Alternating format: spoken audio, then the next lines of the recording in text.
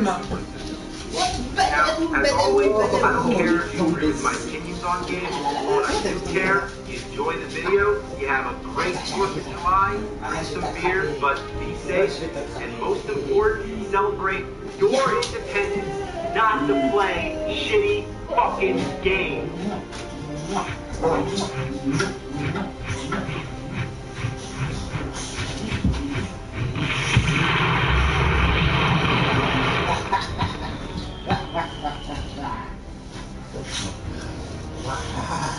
Alright, so there were a lot of Simpsons-related games. Simpsons games up the ass. Games like Funhouse, there were Simpsons games for just about every game console. But there's two in particular that I remember from the Nintendo Entertainment System. Bart vs. Space Boost and Bart vs. the World. These games were impossible to remember. But if you play today, all it does is remind you how much this pissed you off. Bringing back the horrible memories, these games can best be described like this. Imagine trapped in wet, smelly dog shit inside an airtight container. Then, like 20 years later, you open that shit up, you take a good smell, and there you go. Welcome back. So this is Bart versus Space. The plot involves Space trying to build weapons. It sounds simple. However, in order to build this weapon, whatever it is, it requires one ingredient. Colored objects. What kind of time constraint was there when they came up with that? So it's up to Bart to save the world, and this is the first level. The objects can get rid of anything that's purple. Under most circumstances, this means simply spray painting red, but other times you have to be a little more creative to figure it out. It can be walking across a clothesline, dropping towels over them. The aliens will never think to look under their towels. Then there's the part where you have to jump on a ball and knock over a paint can. And if you miss the space can, the ball doesn't come back. You don't get a second chance. And keep in mind, you have to purpleize all the purple objects. I think you're allowed to miss a few of them, but there's not much room to fuck up. Collect coins as you go, which you're going to need to buy stuff with. The first time playing through, you're not going to know exactly what item you're going to need. And I can tell you for one thing, that key isn't necessary. And as for this whistle, all it does is summon an angry fucking crazy-ass dog that kills Bart in contact. Come into a decision where you can buy cherry bombs and rockets. Buy of each. Well, there's only one instance I recall where je comprenais rien ce qu'il fallait faire. Et je l'avais celui-là. Je croyais que c'était comme Mario. Mais en fait, il faut tout repeindre en violet, en rouge, parce que les méchants ont tout peint en violet. Avec des astuces de jeu et tout. Fuck. Oh god, I can't believe that missed. There you go, you fuck. These vases are also a pain in the ass. They're too short to spray when you're on the ledge, so you gotta just keep jumping and spraying. And you know, why is the Simpsons theme song still playing? It's good for the beginning, but when you have to listen to it for 10 straight minutes, what a shitload of fuck. Let's talk about the enemies. It sucks butt that you can't really kill anything, but lucky for you, they got nothing better to do than just bounce around in little patterns on the streets of Springfield all day. I also wonder why none of these aliens look anything like the ones in the beginning. Anyway, some of them disguise themselves as human beings, and you can only see them while wearing X-ray glasses, kind of like the movie They Live. These are the only ones that you can kill by jumping on their heads. But if it's not an alien, just a regular human being, then you take a hit. 2 hits, and you're dead, by the way. So you always got to make sure to have your glasses selected. Come on, glasses, come on, glasses, come on. Ah, fuck farts.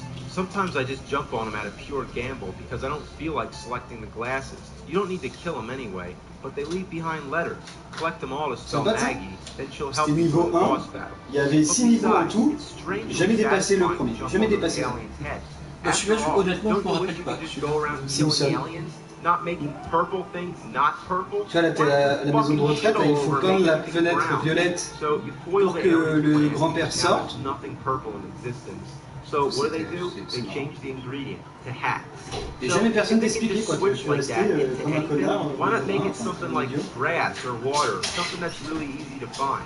It just makes no sense. Going through the wall, doing all the hacks because this is the only ouais, mais c'est comme si t'avais un bouquin ou un livre avec un film et tu restais au début. The concept is pretty simple compared to the first level.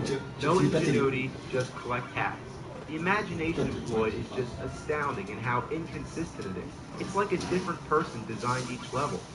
It's also really funny that people just casually walk by. If I was walking through the mall and I saw giant bouncing donuts and killer marshmallows, walking shoes, spring jumping shoes, moonwalking shoes, paper bags with legs, paper bags with scary fucking heads, and killer towels, I think I'd shit my pants.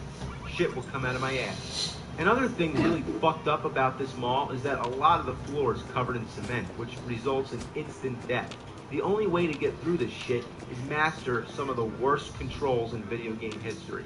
This should have been the first thing I commented on, but now is the point where it's really a problem. Eat my short.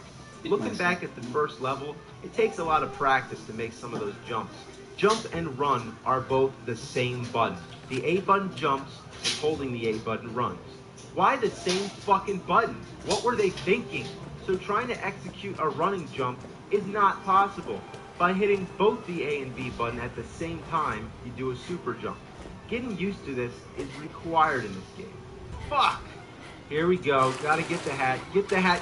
No! Eat my short.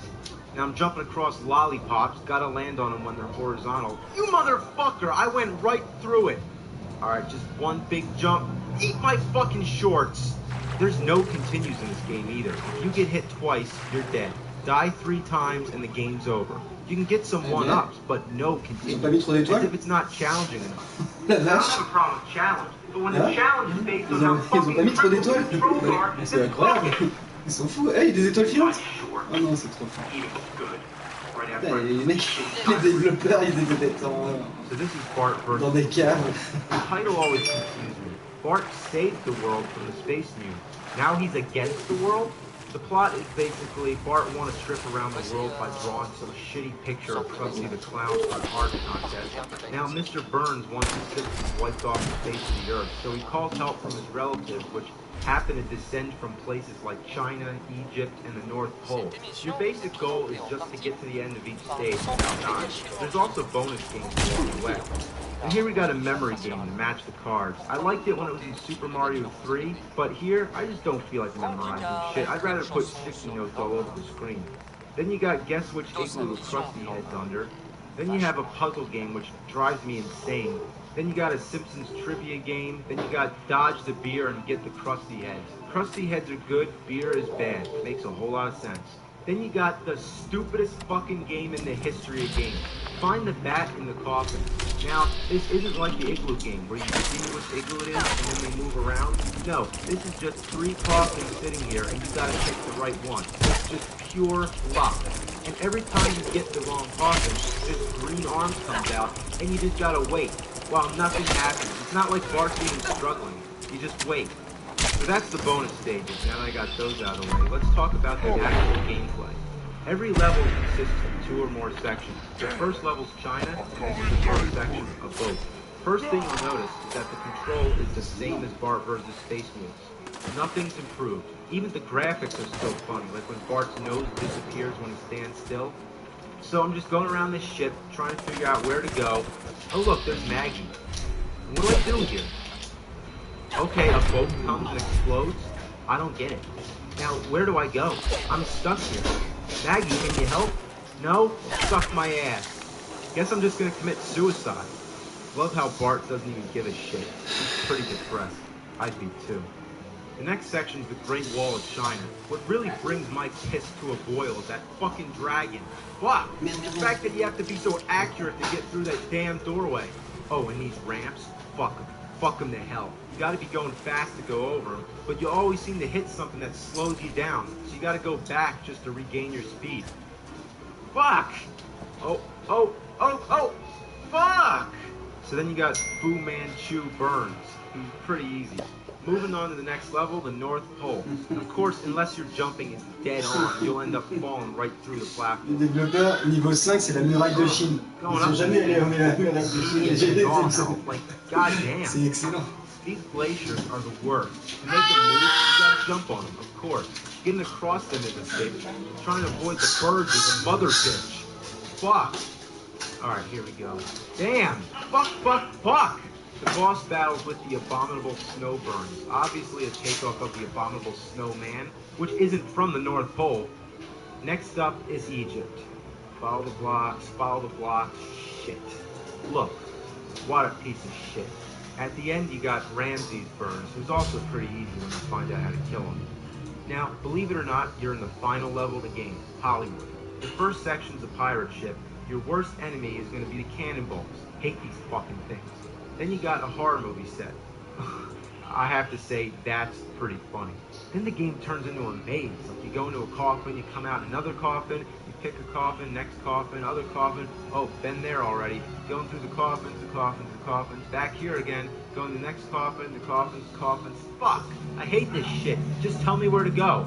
Okay, now we got like a million platforms to jump on. This is one of the most boring and difficult parts of any game I've ever played. You go from the left all the way to the right, then up and over to the left again, then back to the right, and it goes on and on and on and on. If you fall, you're dead, and you gotta start all the way back from the beginning. It's possible that if you miss a jump, you can land back on one of the platforms, which sucks anyway because you have to work your way back up again, but at least it prevents death. Oh, shit. God, bitch, ass, shit. God! You know, they got really carried away with this. How long can it possibly go? The first time, I thought there was a glitch in the game, like something was wrong. It looks like the same pattern being repeated again and again. The background never changes, it's just those putrid stone bricks all the way up. So it's hard to tell how far you got. All you gotta do is just keep going up, up, up, up. Have fucking mercy. At least this is the end of the game. All you got left is Eric Von Burns. He's probably the hardest of all the bosses, which is rightfully so. Then you get the end screen which says, "It's too bad you didn't find all the unique Krusty items. We had a special surprise for you." It's like at the end of Bubble Bobble when you don't get the correct happy ending. It's like, you know, fuck you. I beat the game. I don't give a shit. I just wanted to point out that for a game titled Bart versus the World, there really isn't a lot of the world in the game. No shit, right? Just Egypt, China, the North Pole, and Hollywood? Pretty fucking educational, right? When I was 11 years old, my whole world was video games. Just locked in my room playing Bart versus the Space Mutants and all this crap. And I wasted all my time on this shit. I want it back. It ruined my life. Bart's my ass and Krusty's my balls. Fuck this shit, now I'm gonna eat my own shorts.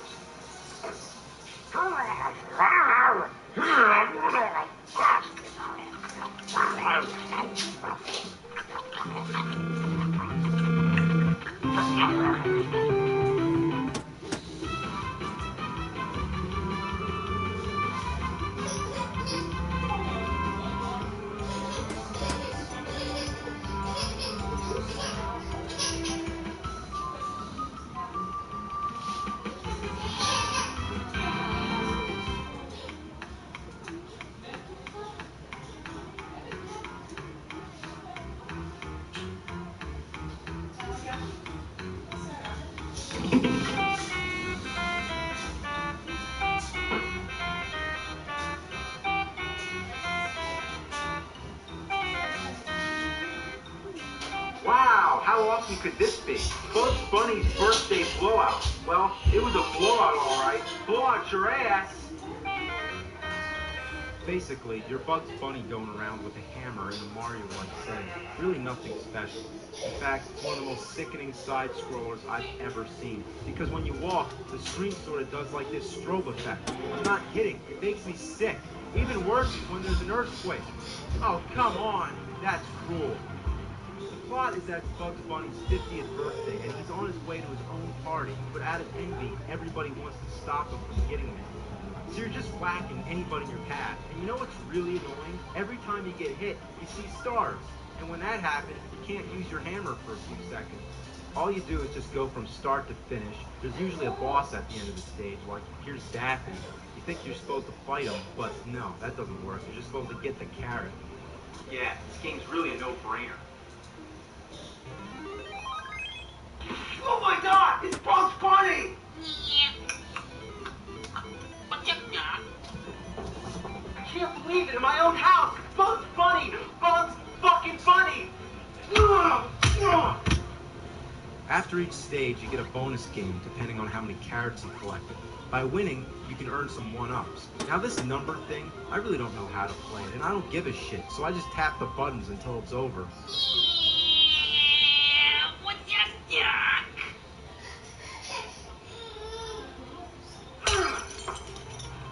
Here's Tweety. Hate this little bastard. You just gotta clobber him. So you can already guess that all the bosses are Looney Tunes characters like Wile E. Coyote, Sylvester, Foghorn Leghorn, Elmer fucking Fudd, and Peppy LaShit. But the main enemies are just really weird. There's these walking boxes with the letter S, little hammerhead guys, Oscar the Grouch, and these things, I don't know, I guess they're floating dead cats. These clocks are the worst. They're all over the place. You can't hit them without getting yourself hit. And when you kill them, they explode for like 3 hours and you just gotta stand back. And after they explode, another one immediately drops in its place. So I just gotta run through everything. I mean, I just don't even care.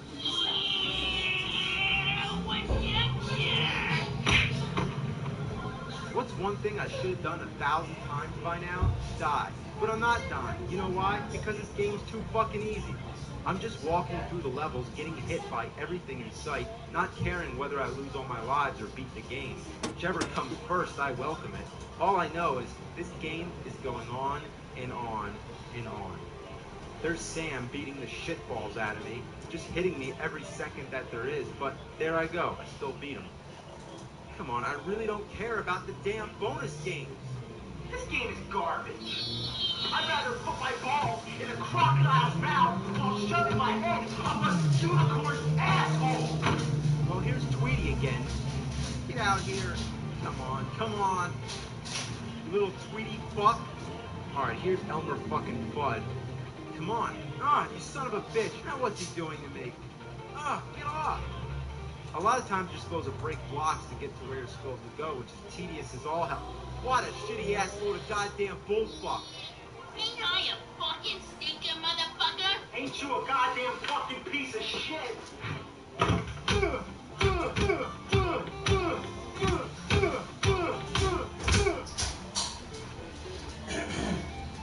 Oh, I hate this shit right here. These platforms keep disappearing when you jump on them. Ah! Alright, let's try this again. Keep jumping. Oh, here we go. Oh, okay, here we go.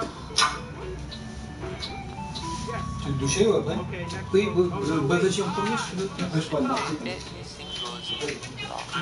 Tu m'en mets un avec Matisse?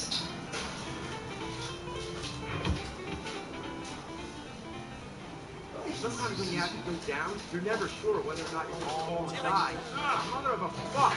I hate those stars. I really fucking hate them. You can't hit anybody without getting hit. And everything you try to step on, it breaks away. It's just total ass. What's all that hubbub?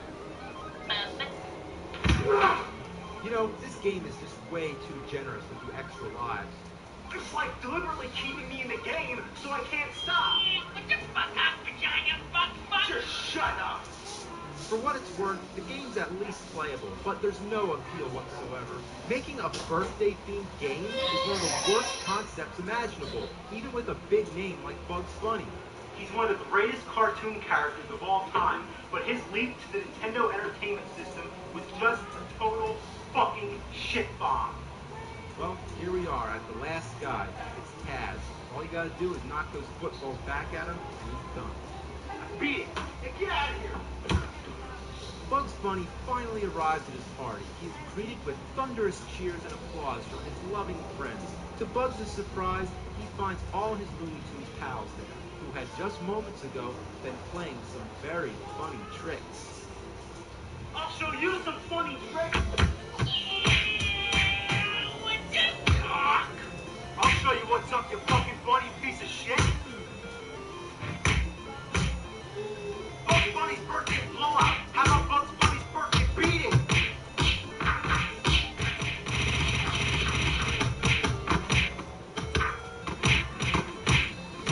You want a short you can...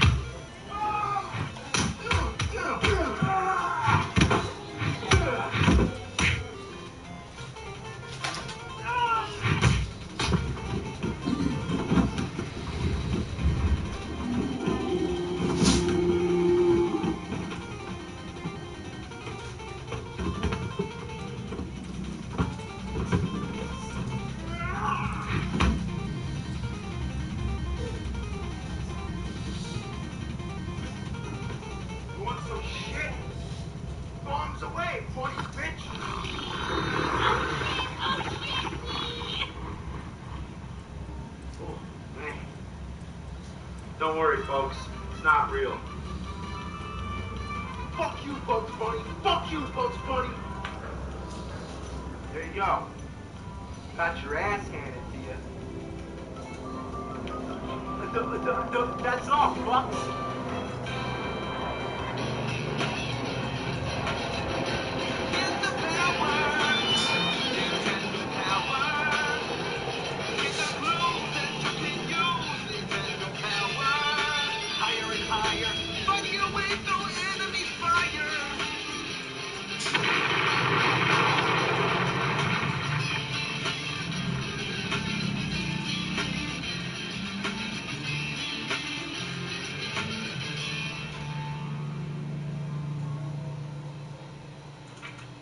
Time to chill out.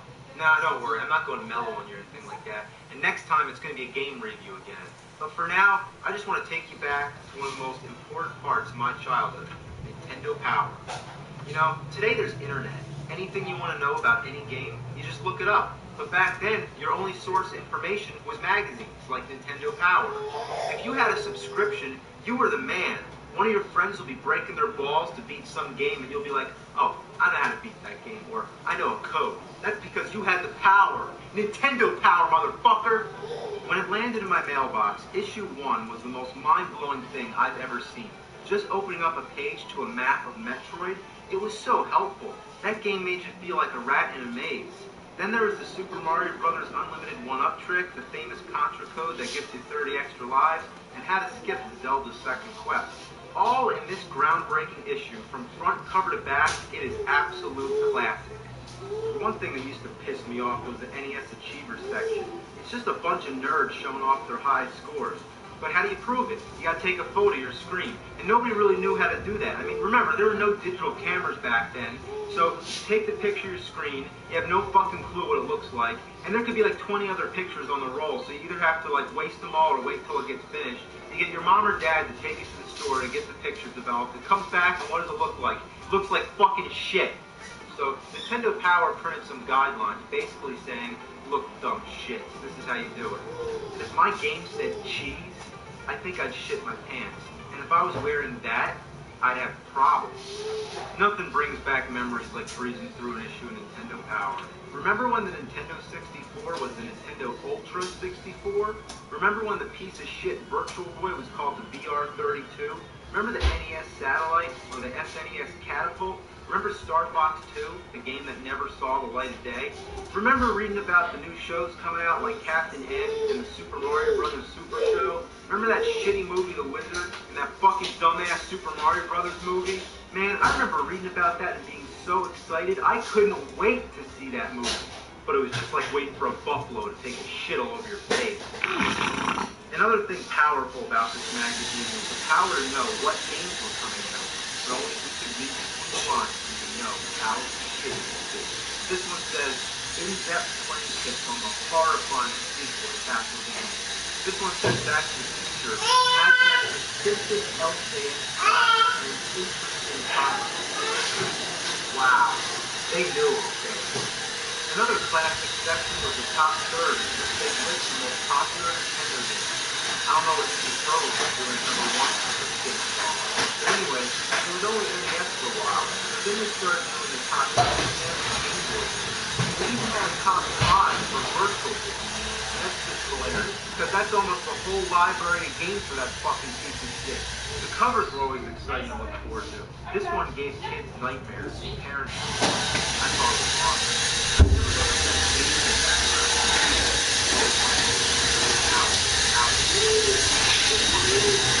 What the fuck kind of cover is this? Oh, what the fuck? The illustration was awesome too.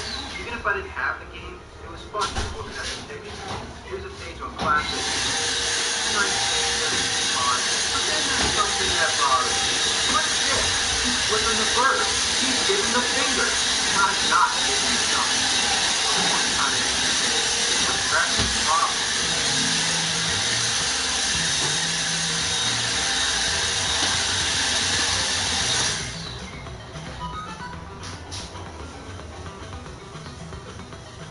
Speaking of illustrations, there were also the comics. Howard and Nestor were classic. Usually we were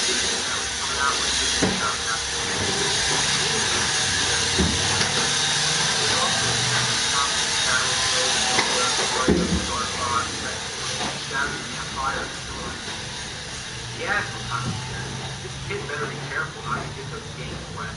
Actually, this is someday I can talk to the shark. Wow, there you go. Huddle around the phone. Charge your parents' phone bill up the ass. Unmask the power animal in you. Uh-oh, here we go. And radicalize your game with a subscription to Nintendo Power. Holy shit, will it make you throw claws like that? You know it's gotta be awesome when you're flying a jeep through space going apeshit with Nintendo controllers. This one's so weird. Somebody actually wrote a letter asking, is this free? Nintendo? I'd love to know.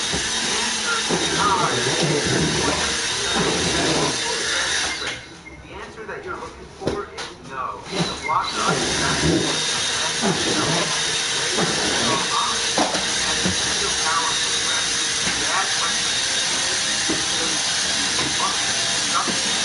why the hell is there a picture of a star Tony out there? What was he thinking? Yeah, the first one said, someone this was a lot of shit. God damn. What happened with the film?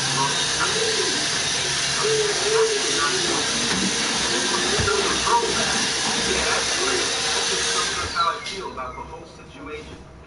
Nintendo Power. Don't open unless you got a barf bag.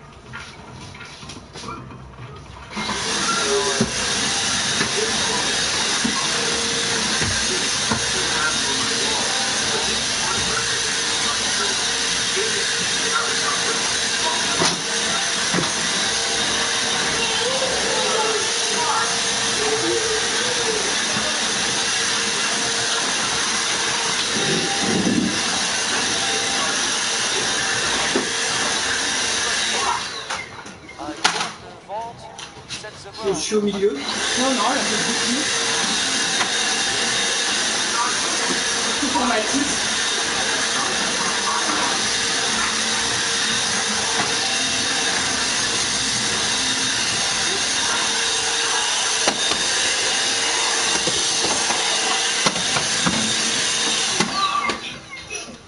Then there was also these cars in the back.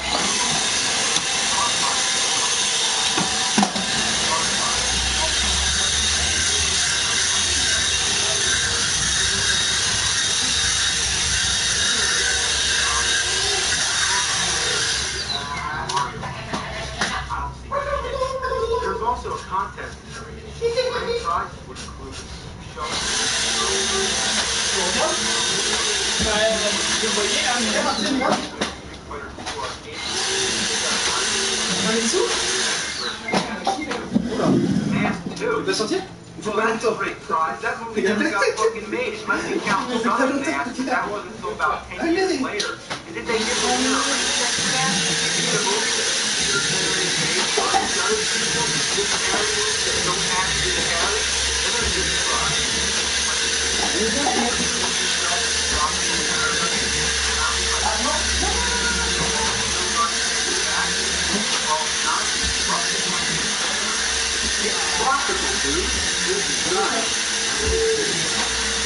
Oh, that's for the funnel right there? Good. Okay. You? You're right there? Okay. Well, that is right there.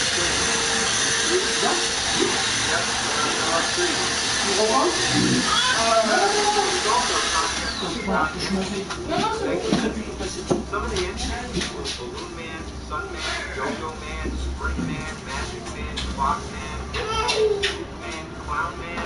The only two female characters were Mega Woman and Mega Girl. Then there's Weasel Leather and Terror Teddy. What the fuck?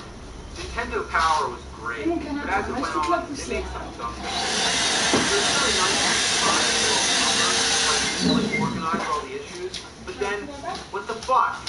It's so inconvenient. I mean, some of them didn't even have the number on the front cover. You had to open it to find out. Then they came back to the picture of Mario. HBO above the sky. So, let's read some letters. Here's somebody asking, your Nintendo tapes only last 5 years? Does it matter if you set them on chairs or if you put the controllers on the floor? Huh. Here's somebody sent in a recipe for Mike Tyson's punch. Oh, funny. Oh, and oh my god, here we go. We got a Zelda rat. The Legend of Zelda, and it's really bad. The creatures in the game are really rad. This sounds familiar. Alright, now we got some Mario jokes. Why did Mario cross the road? Because he couldn't find a warp zone. What kind of fish would dare to attack Mario? A barracuda. How does Mario know what will happen in the future? He uses a Luigi board. Oh. Alright, now we got some Zelda jokes. How does Link win the basketball game for his team? He used his hook shot. What did Zelda tell Link when he couldn't unlock the door? Triforce. What did Link say to Ganon when he captured Zelda? Leave her alone. Okay, here's a really weird one. If Mario Paint has 41,664 dots available, judging from page 112 of the Mario Team Player's Guide, and 15 different colors to choose from, did you know that there are a total of 978857121979410 different possible images to create on a single page? That's a lot, eh? Just thought I'd tell you. Thanks, Ian. That's certainly some useful information. Now we got some complaints. A game I purchased that was completely different than I expected was Rambo for the NES. I saw him firing a machine gun on the package and it looked really cool, so I bought it. When I got home, I started to play the game. It was boring. All you do is walk around and fight with a knife. The only enemies I met were spiders, gorillas, bugs, etc. Tell me about it. We'll get to that one sometime. Ooh, here we go. I once bought a game from a friend called Fester's Quest. I was expecting a great game after reading about Nintendo Power, but even with the magazine at my side, it took me 2.5 hours to make it to the first boss, and another 2 to make it to the second. You want to know about Fester's Quest? Next time. Now here's a good complaint. So, nice names, guys. Mario 64, Super Mario Kart 64, Pilot Wings 64, Wave Race 64, Killer Instinct 64, and the list goes on. Yeesh. I'm not really mad, but I think you guys could at least put some effort into naming the game. He totally has a good point, but here's the response. So you're saying you wouldn't be in favor of our plan to rename the magazine Nintendo Power 64? Wow, what an asshole. It is quite apparent what an active and important role marketing plays in the video game industry. I have to wonder what you are thinking when marketing the Nintendo 64 to elementary school gamers. Risk alienating gamers 15 and up. You should target older gamers because you'll also target younger ones, since the audience perception of coolness often depends on what the older teenage audience thinks is cool. I agree. The response? Your suggestion inspired us to target more teens with our marketing. So tune in to a very special episode of Friends this week to see. Okay, here's my letter. Dear Nintendo Power Editor, what the fuck is your problem? Get the power! Nintendo Power! Get the groove that you can use! Nintendo Power! Higher and higher, fighting your way through enemy fire!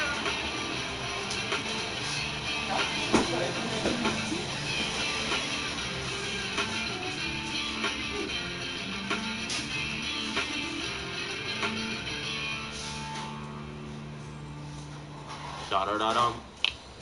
Da-da-da-dum. Da-da-da-dum. Da-da-da-dum.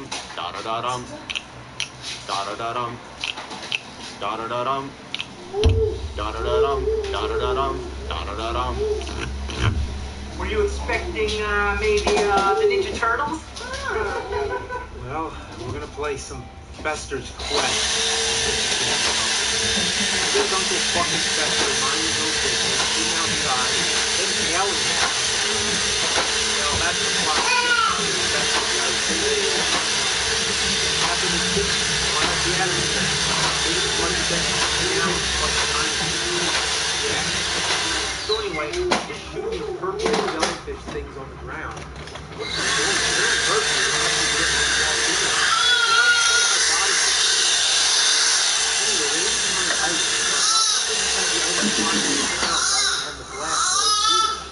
Sometimes there's a bunch of them like stacked together in one spot. It takes fucking forever to make my fingers talk. It's just another gimmick to make you buy a turbo controller. So I just picked up a better gun. It does a little more damage to the enemies, but it seems to dodge your target. It just goes back and forth. And if it touches anything, it stops. And look at this. I just want to shoot this fuckface. God damn. Oh, and these sewer parts, this is where the game really starts taking their fucking ass.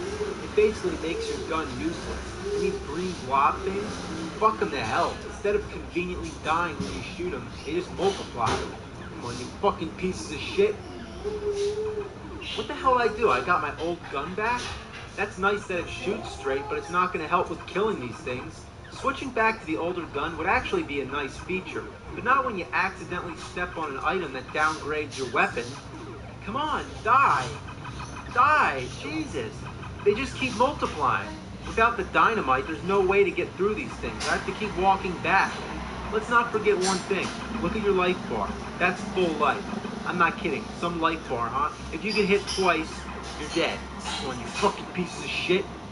You're still multiplying. They don't die.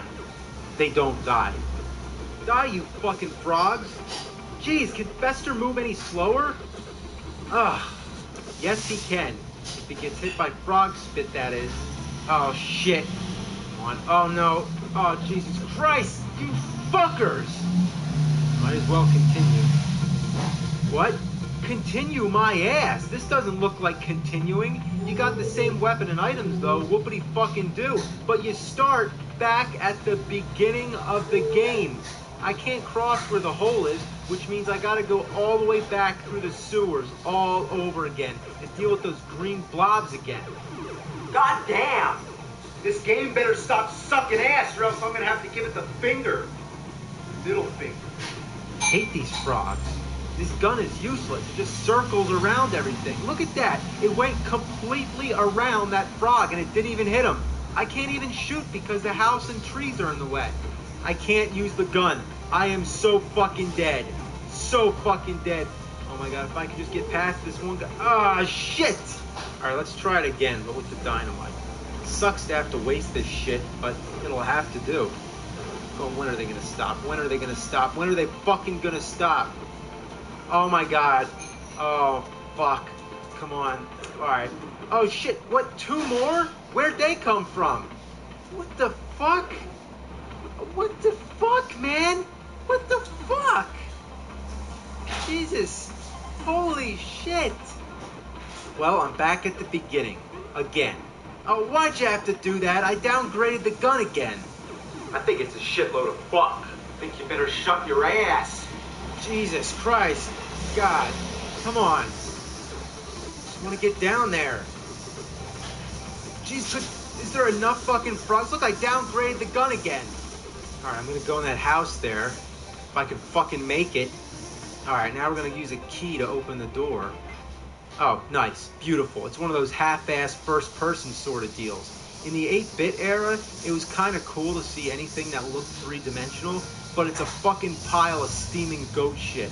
There's a door. Is it the one I came in? Well, let's see. Oh, it is. But for whatever reason, it takes you to the back. We want to go back in. You're kidding me. I gotta use another key? What, does the door eat the key or something? These mazes are such fucking shit. I don't know where I'm going. Couldn't they have made any parts of it look different or decorate the walls? Have something to help identify where you are? Wait, what's the point of this anyway? Are there enemies to fight? No. Is there a time limit? No. Are there any items to get? No, except I've come across one power-up.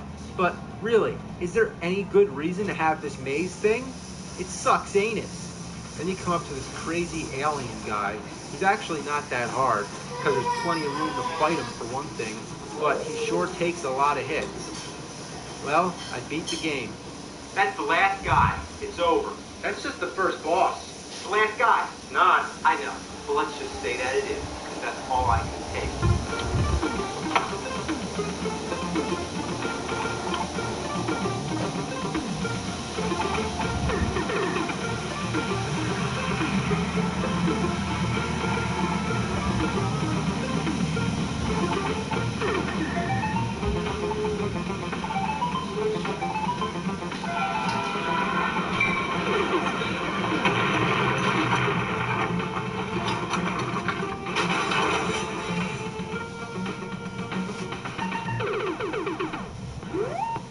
Well, we might have cleaned our hands of that monstrosity, but there's a ton of other Addams Family related games, and I'm willing to bet that many of them suck just as hard. Here's one I happen to have, which I'm just going to throw in here for a bonus. The Addams Family on the Sega Genesis. So you play as Gomez, just walking around, regular side scroller. Oh shit, it's a ghost! Oh my fucking god. Then there's like monster broccoli, zombies, monkeys and spinning teacups, and a ton of weird, unnameable things. So you're just going around, jumping on things, collecting dollar symbols. Then there's a letter A. I don't really know what it does. The game's not too hard, but it's easy to die, if that makes any sense. And this is due to two fatal flaws. One, the control is too sensitive. You just slide all over the place. And the other thing is that you have to be completely accurate to jump on your enemies. Look at this. I jump on both these guys, one of them dies, and the other one kills me. Like in Fester's Quest, at the start of the game, you only have 2 units of life. So if you're like me, you're gonna die, and die, and die, and die. Alright, let's try harder. No fucking around. Watch out for the penguins. Alright, we're just gonna... Yep, here we go. Yep, just keep on jumping. I don't even care if I kill him, just want to get through him. Alright, oh, here we go. Ooh, I got lucky there, I think. Alright, just keep jumping the but I jumped on him. What are you kidding me? Man, fuck this game. This game is ass.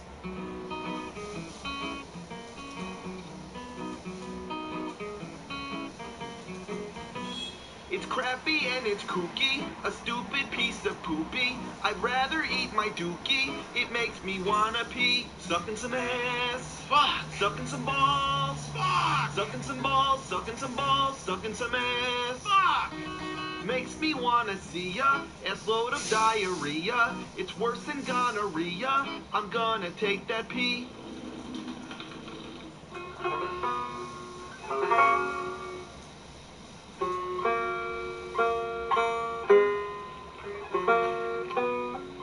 What do you got here? Bunch of shit. I see.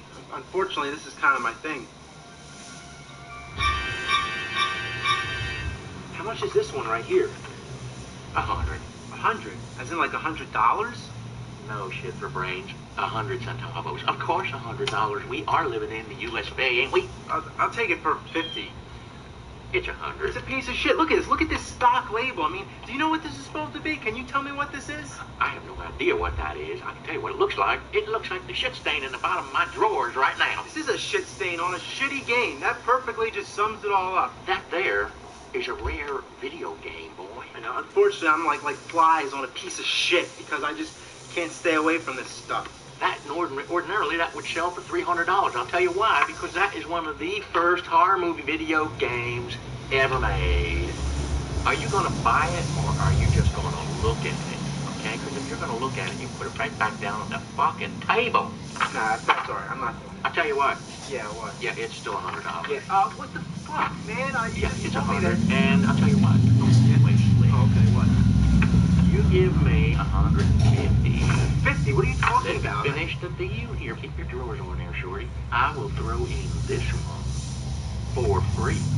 For free? R-E-E-E free. Yes, for free, $150. Uh-huh.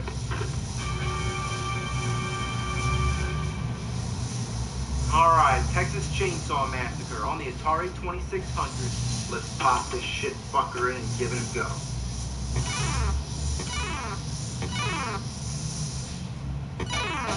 Now, I gotta admit, there's really not much to say. You control Leatherface, the chainsaw murdering psychopath, and you just go around killing people. That's right, you're the bad guy. Now, I think I understand why this game is so offensive. Sure, the graphics don't look too violent, but just the idea. The goal of the game is to murder innocent girls. Damn, look at that. You get 1,000 points every time you slice the living flesh off somebody. That's it. Go Leatherface, cut them bitches up. Get her, get her. Yeah. Now, compared to something like Grand Theft Auto, this doesn't look like much. Except here, the only goal is to slaughter people, whereas in Grand Theft Auto, there's other objectives. Now, as far as Atari goes, there's not much point of complaining about the graphics, but could they have at least made his chainsaw a different color than his body? It just blends in. It's like his arms are like tangled together, or he has like a big jagged stick coming out of his chest. Like, what the hell, man? The dead girls are another thing that confuses me. What is this? I see 2 puddles of blood, but what's happened to her body? I mean, I know it's all cut up, but looking at it, it just doesn't make any sense. Is she upside down? It really takes a lot of imagination to see this as anything other than a colored mess of pixels. Another thing really screwed up is that the vehicle is almost as big as the house, and the trees are huge. The trunks alone are half as wide as the house, and they're further back, which means that they're probably even bigger than that. The scale and perspective in this game is all fucked up. Then there's hay and wheelchairs and animal skulls. What happened in this field before you got there? Was there somebody going around in a wheelchair gunning down bulls? The sound effects just suck my ass. It's Atari, so you can't expect much. But all you hear is just the farting of the chainsaw and this high-pitched beep. I mean, I've been wondering, what the fuck is this beeping sound for? But according to rumor, it's supposed to be the girl screaming. Now, I say rumor because that's really a stretch. Now, what the hell? I'm stuck. God damn it. So while you're running around, you gotta dodge every object you see, because if you touch anything, and I mean if you touch anything, if the edge of your body makes contact with one foreign pixel, you're stuck. And look, I'm just gonna try to go by this thing, and look, I can't fucking move. This doesn't even make any sense. What kind of asshole would be immobilized by some random object just lying on the ground? What a shitload of fuck. Sometimes you're chasing a girl and she keeps disappearing and reappearing behind you. So they have like some kind of teleportation skill. That would be a good thing to have if a psycho killer's chasing after you. Unfortunately, it doesn't look like they can teleport far. The worst thing about this is that the more you use your chainsaw, the more you use up your fuel. That's right, the fucking thing runs on gas. When you run out of fuel, you're dead.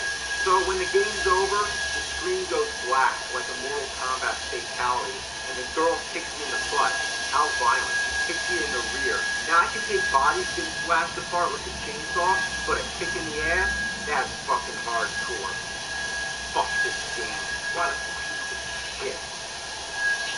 It's an NS, more like an AGG. I'm your most far out fan, man. Yeah, cool. Whoa, man. So is this where you do all your videos? Yeah. Well, would you be able to give me a tour or something? Yeah, okay, well, here's the games. You see, here's the games. And here, all the systems are right here. And that's it. So if the tour's over, you can go. Whoa, that's far out. Oh yeah, your next game review is gonna be E.T., right? No. No? Well, what are you gonna do next, huh? I don't know. Are you actually gonna do a Nintendo 64 game? Eventually. Hey man, do you remember in your chronologically confused video, you totally mentioned that part of that, like John Rambo? Well, they're actually making a new Rambo movie, but I know. it's called John Rambo, man. I'm Yeah, it aware really of that. is. You're totally right on the ball, right on the money, right on my ball. Hey man, I got a friend named Lester, and he really wants to be in one of your videos, man. Oh, okay. Would you when you do the ET review, could you just totally put his name in the review, in the middle of it when you're talking about ET, could you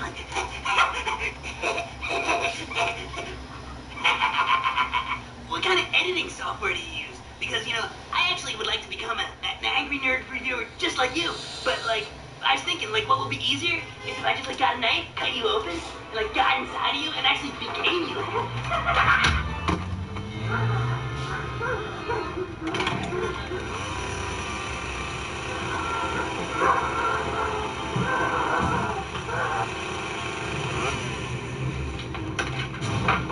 Get that nerd, Leather! Get that nerd!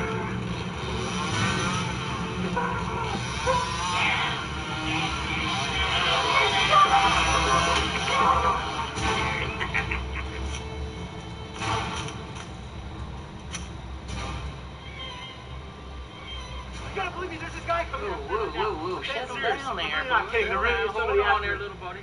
Be cool, be calm, be collected. Hey, what's that over there?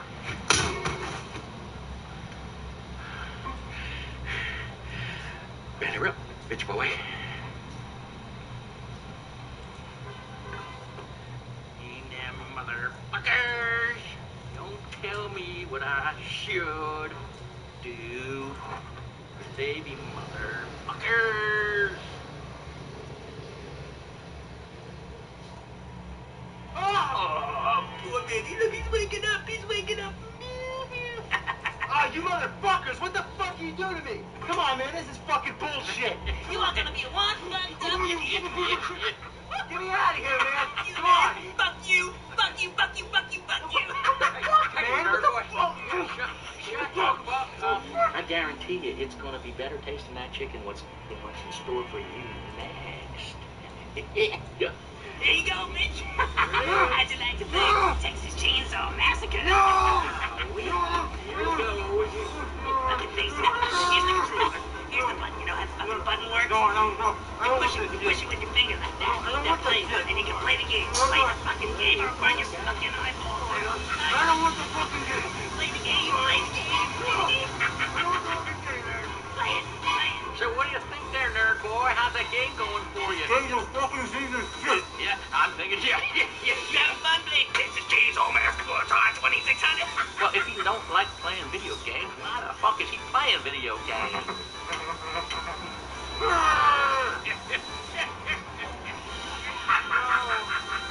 How do you like that, nerd? How do you like it? How do you like it? Playing a game like he really don't like it? Ain't that a shame? Listen to him whisper like a little girl.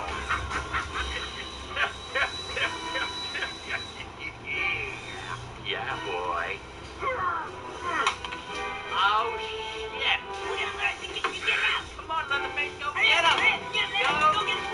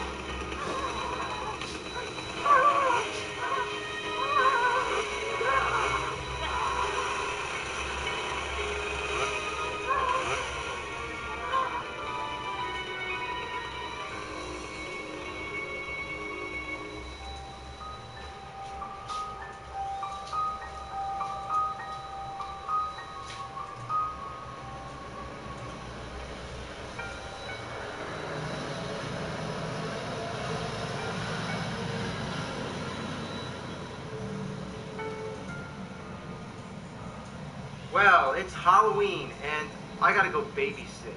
Yeah, of all things, I gotta go watch some little shitheads for the night. But for the meantime, I'll show you a perfect example of a great movie turned into a real shit bomb. The first thing that bothers me is the actual manual. Halloween, Halloween, just in case we didn't see it the first time. And it says, a homicidal maniac has escaped from a mental institution. You mean Michael Myers? Control the babysitter character. You mean Laurie Strode? Guess they had some sort of copyright problem. Now, Exhibit B. What is this? Is this a bootleg? You'd think, right? But no, this is the real game. They actually sold this. Now, not every cartridge of Halloween was like this, but as Wizard Video Games was liquidating their inventory, they started doing this to minimize costs. Have you ever heard of a video game company that was cheap enough to just use a marker and write the name of the game on it? At least it's orange to kind of keep with the Halloween theme. Pop this fucker in, you start it up, and there you go. That's Halloween on the Atari 2600. You play as the babysitter, which we already established. We assume it's Laurie Strode. That's Jamie Lee Curtis from the movie. But whatever, all we know is that you're trying to get away from Michael Myers and save all these kids that you're babysitting. Coming off of the Texas Chainsaw Massacre game, you might be pretty disappointed that you don't play as the killer this time, and that only makes the game even more boring. As far as the graphics go, it's pretty fair for 1983, but what kind of house is this where you're babysitting? There's no furniture whatsoever. The carpet is puke green and shit brown. The walls go from blue to hot pink, purple, green, and peach. Who the fuck decorated this place? Some retarded Atari rejects? So the idea of the game is that you're running around through this house, babysitting an infinite number of kids, and every now and then Michael Myers comes out jabbing his knife in a sort of robotic kind of way. Like in the movies, he's real slow, so if you use any common sense, you're not going to get killed. But he can also kill the kids. If he kills you, you lose a life, indicated by the jack-o'-lanterns on top of the screen, and if he kills the kids, nothing really seems to happen. But the goal is to get the kids and lead them to either corner of this house, whether it's the far left or the far right. Now, I don't know how the hell these rooms are supposed to be safe. It's not like you lock them in. There isn't even a door, so I guess Michael Myers just doesn't like to go in those last rooms. And each time you deliver a kid, you get 675 points. Why that number? I don't know. Now, I didn't really count, but there's something like 8 rooms.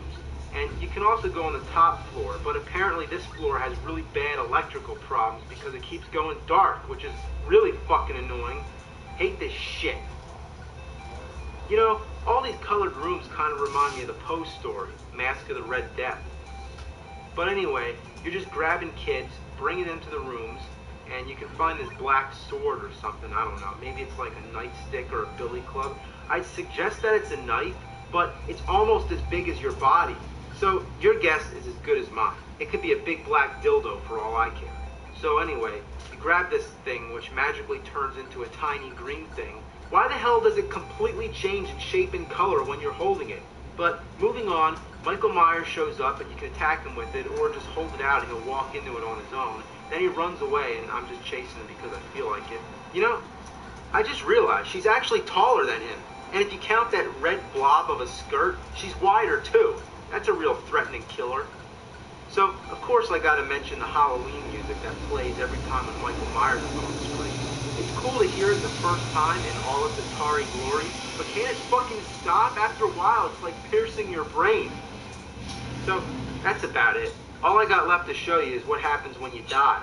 It's fucking hilarious. Your head disappears and you run around spurting pixelated blood out your neck. What you're looking at might be the first head decapitation ever in a video game. It's by far the most amusing part of the game, and after only a few minutes, you'll find yourself doing this deliberately. Come on, kill the kid, kill the kid. Yeah. Get him, there you go. All right, now get me. All right, now, that's enough. You know, it's all coming back to me now. I remember once long ago, I had this game in my possession. I just remember seeing this blank cartridge for a pale, emotionless game with the dullest graphics, the most awful gameplay.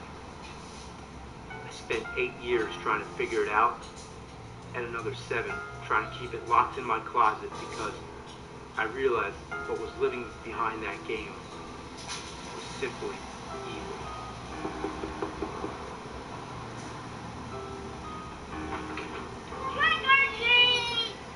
Oh, you want some trick or treat? Okay, here's some trick or treat for you.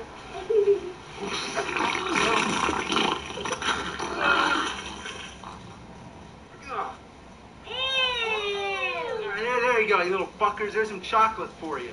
That's not chocolate, that's poop. It's not chocolate, nor is it poop. It's shit.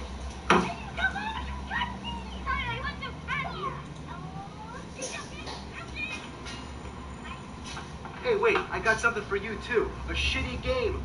What the heck is this? It's an Atari game. The heck is an Atari, you dope? Oh, you don't know what Atari is? Oh, okay, hang on a second. First you pull my back, and now you don't give me any candy. There you go, have fun. Hey, you dope, I want some candy. Well, now that I got that piece of shit off my hands, how about we check out a couple more? I mean, I got a little extra time before I gotta go babysit. And after all, it is Halloween, so how about a bonus? Boo! Haunted house! Well, it's pretty scary. Yeah, what the fuck is this shit? I'm a pair of eyes going around. Oh god. Boom! Well, anyway, I'm guessing that you're not really a pair of eyes, but it's just common fact that in the dark, the only thing you can see are someone's eyes. Wait a minute, it's Meat Wad. Yeah, it's fucking Meat Wad. Now, I believe you're supposed to be lighting a match here, but this aura of light that surrounds you makes me imagine it as some sort of body attached to these eyeballs. Now, while this match doesn't help you see the rest of your body, whatever it's really supposed to look like, it actually helps you find items, and the goal is to collect pieces of an urn. Ooh, so now it's the Twilight Zone. Well, you go around watching out for ghosts, bats, and spider. Ouais, j'ai mis, Possibly be désolé. any Au more cas où tu vas cliché. regarder, c'est pas rien à faire. Ooh, blown up by the Mais en ghost. fait, le mec, je pensais, parce que son truc, la deux sauces, ça serait gratuit. Et en fait, le mec, il a été le gagnant de tout ça. Donc, à mon avis, il va prendre. But now, there's hardly a damn Oh, thing c'est on pas grave. the Il a dit ok, screen il but a dit black. qu'il regardait. Gee, this is T'avais fun. trouvé déjà? Non, on attend Well, de savoir, might have savoir time plus sur for l'événement. one more. Tu sais, on n'a pas la date, on n'a pas le lieu, on n'a pas... Oula, ça sent pas bon? Si, c'est sûr. Ah, c'est sûr, on attend de caler des choses avant de contacter les influenceurs. Donne-moi de l'espoir. How about Mais Frankenstein's peut-être une monster? fois qu'on a quelque chose à leur proposer, pour l'instant, on sait pas. Mais il faut bien un anniversaire d'entreprise.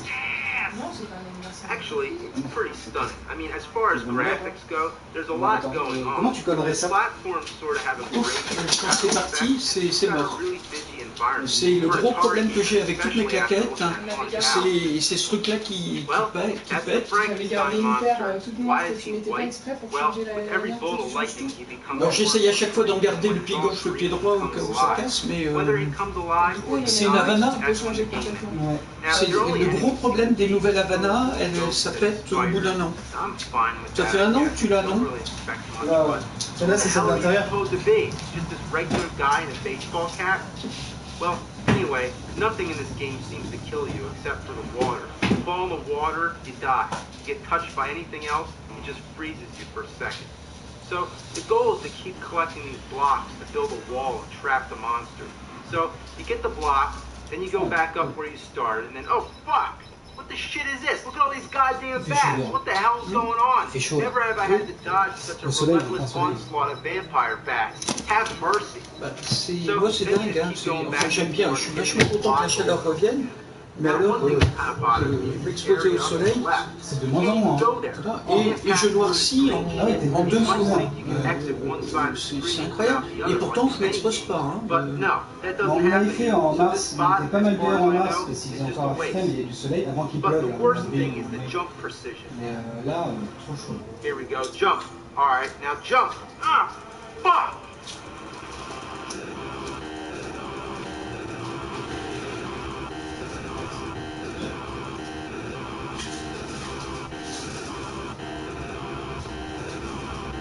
Oh God!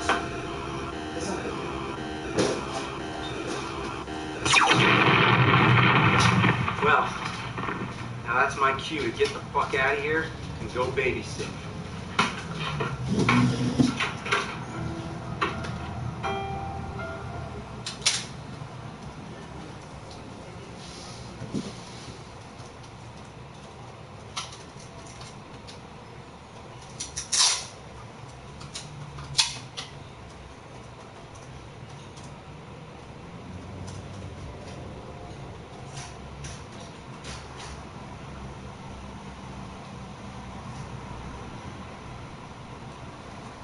Turn off this game. Play it, game. No, I played the game enough tonight. Play it all game.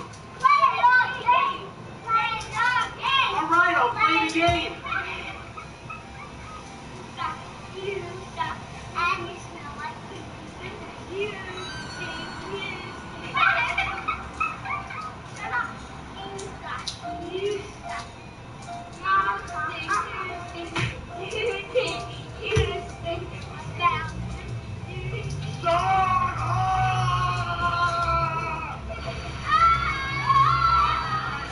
Stop. It's okay. It's okay. You got a basement? Yeah. A circuit breaker? Okay, all right then.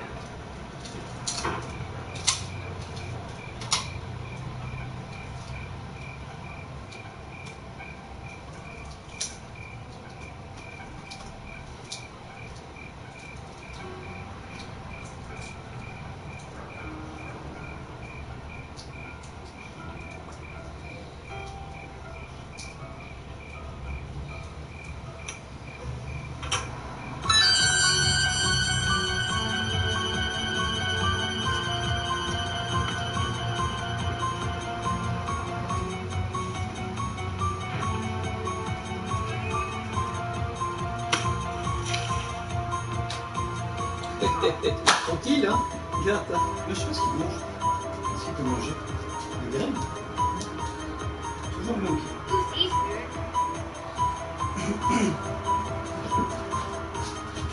Ah.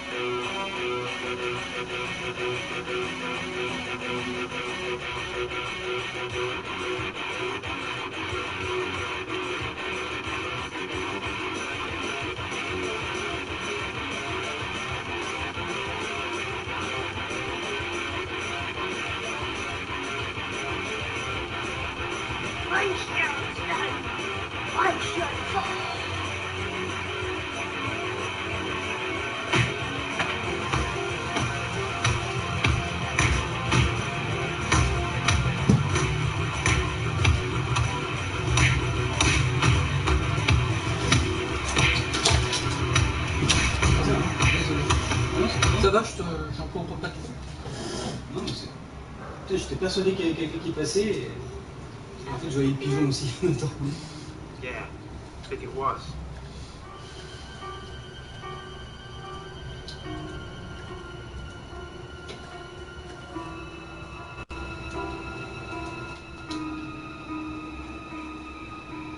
Oh.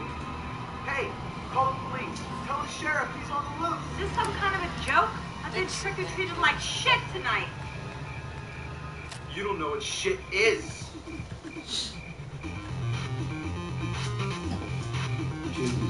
Once again, let's go back to 1983. We walk into a video arcade. What do you see? Games that look like this, or this, or this. Yeah, sure got everybody's attention. It really stuck out amongst all the other games. This was Dragon's Lair, the adventures of Dirk the Daring who has to rescue a princess from a dragon. It was more like an interactive movie than a video game. Basically, you just watch the cartoon play, and when a certain obstacle would appear, then you press the right button at the right time to see whether you die or you continue playing. Now, the first time playing, there was no way to know what was going to happen. So the only way players would learn was to keep putting quarters in the machine. And once you spent like a truckload of quarters and you knew how to go through the whole game, then you pretty much beat it every time after that to show off to everybody. So while there wasn't much of the gameplay, it was groundbreaking in the fact that it was one of the first games to use a laser disc to use the motion video and feature animation by Don Bluth. Prior to Dragon's Lair was known for its work with Disney, which features such as Robin Hood, The Rescuers, and Pete's Dragon. Many games of its kind would follow, some of which were adapted on the home TV consoles, such as Time Gal and Road Adventure, which I mentioned in my Sega CD review. Now, many adaptations of Dragon's Lair would appear on several game consoles, but the one that I'm going to play is the NES version. Now, how could you put this into this? Yeah, so obviously, an NES game is technically incapable of handling this sort of motion video game. So, what do you know? It's a side-scroller, and after all, that's what games on the 8-bit Nintendo system were best at. So, how could you go wrong? Yeah.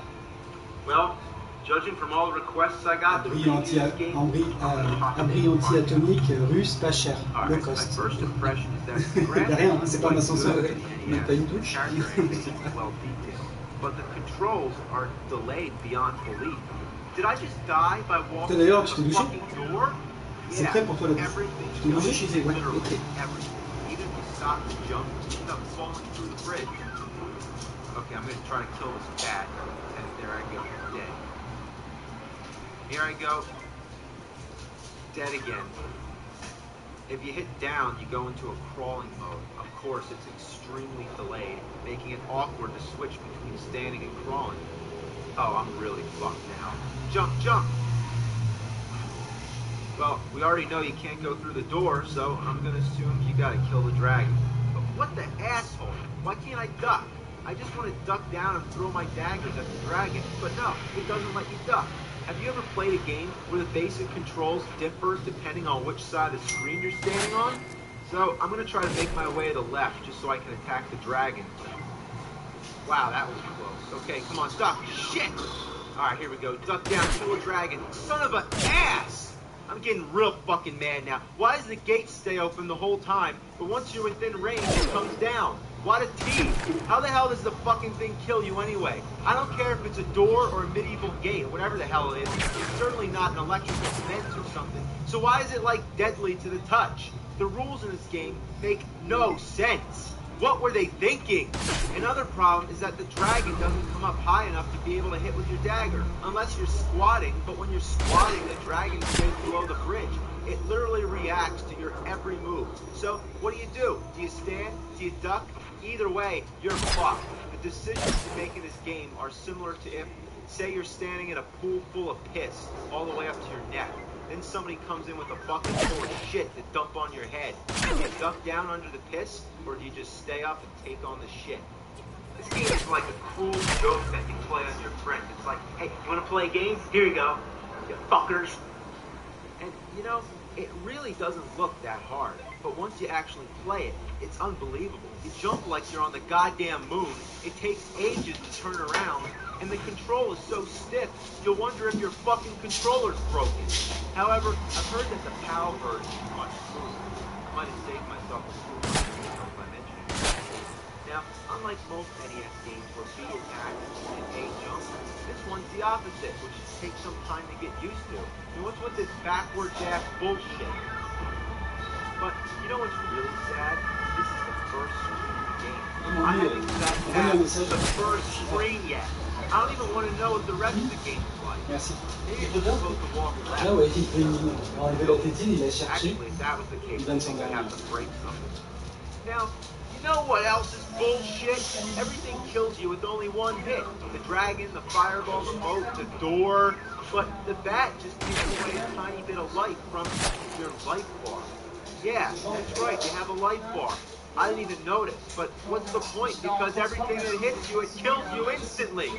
I can guarantee that the only way you're going to die from this bat is if you stand absolutely still and just wait. I've clocked it. It takes 1 minute and 13 seconds for this bat to drain your energy. That's 11 hits. Well, why 10 when it can take 11? So, in order to pass this part of the game, you got to kill the dragon. And it seems that there's only one possible spot where you can hit him. That's from the far left, where you start. But the dragon won't come out until you're halfway across the bridge. So you gotta make your way to the dragon, then jump your way back, and then you can barely hit the dragon even from this distance. You just wish you could duck and hit him, but as we already know, that doesn't work because the fucking bastard won't stay up. So you just have to be real patient, keep throwing the daggers. When he spits the fireballs, you gotta duck well in advance. Of course you die with only one hit, but the dragon hits forever. This game is notorious among gamers as being one of the most frustrating games in existence. At some time or another, it seems everyone takes a shot at it. And after this review, I'm sure many more people will suffer over it, which is unfortunate, but to quote Full Metal Jacket, it's just one big shit sandwich, and we all gotta take a bite. So, finally, the dragon's dead, the door goes up, and now you got one last obstacle. Just don't fall. Oh God, don't fall. Not after that. Alright, finally we get to see something different. Now, your first obstacle here are these rocks that come flying at you. Fuck! Now, once you remember the pattern, you can get by, but then this snake comes up out of nowhere. Damn! You know, this whole game is all about trial and error. The only way to get through it is to memorize everything that happens. And once again, I'd like to stress, what's the point of having an energy bar when everything kills you with one hit?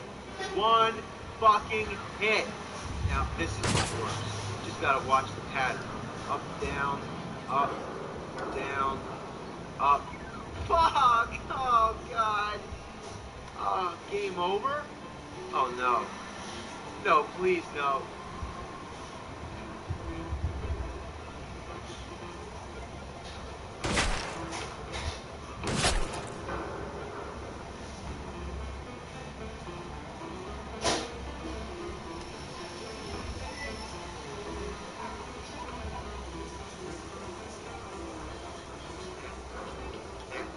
shit.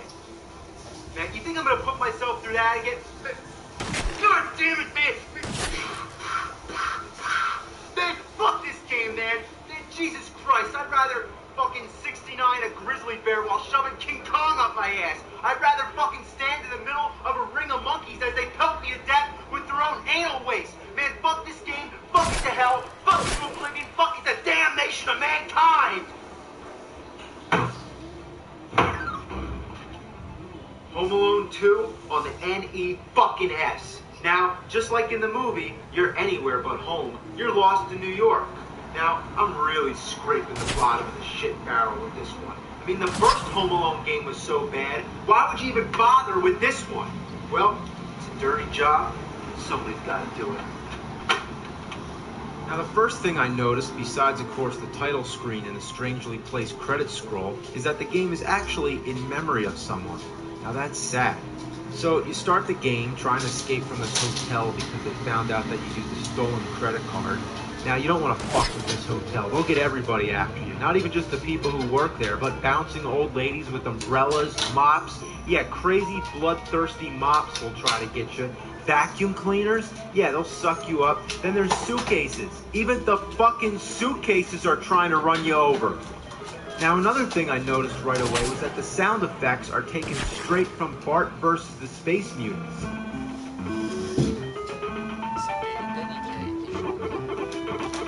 Now, that's common for a video game company to recycle their own sound effects, but that was a claim, and this is THQ. Damn robbers. Now, nothing in the game really makes any sense. You're just running around and get the fuck off me, god damn it! And there's a guy throwing a key. Now, in the world of video games, a key is usually a good thing. You collect keys and use them to open doors, but not this game, the key kills you. Then you go into these rooms which have absolutely no purpose whatsoever. Sometimes you can find items, some of which can be used as temporary weapons, but the main idea is that you just run to the right until you reach the end.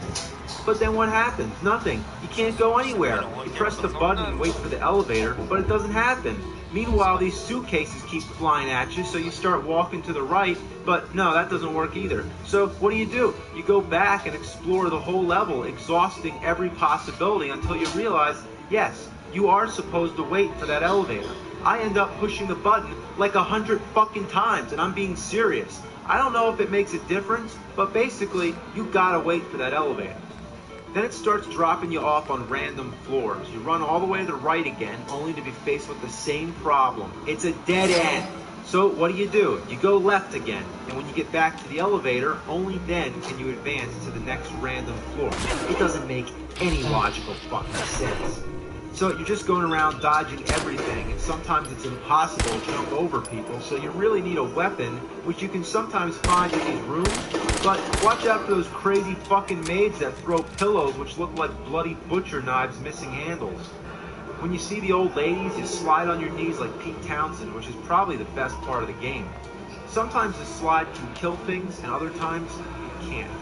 I didn't even know it could be used as an attack until I got to the chef, because that's the only way to get past him, is to slide into him.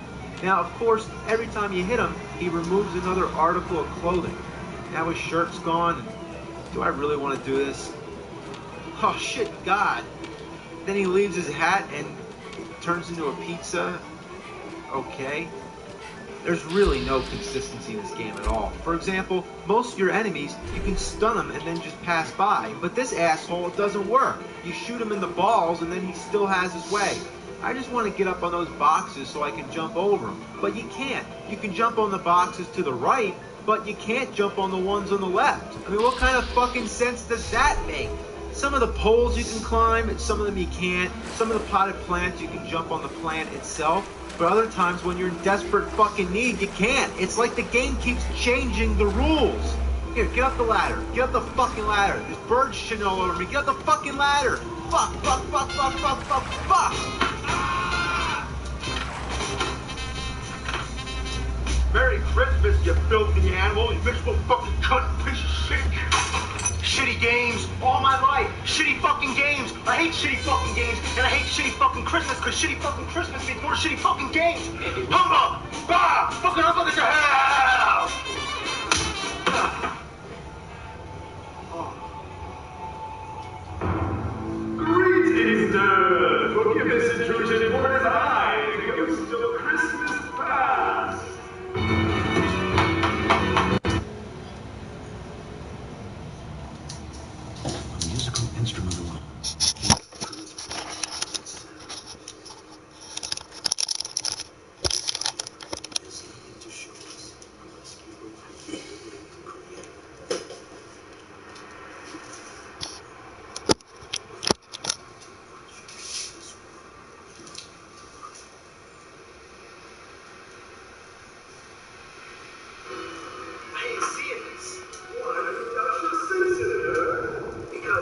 I wasn't ready to go completely insane tonight.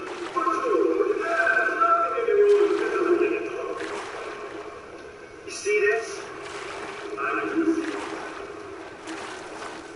But you're not looking at it. Look, I see it. Look, Ghost, why do you come to me? What does it take you back to the past? Play the shit games and suck ass? Okay. This is your past, nerd.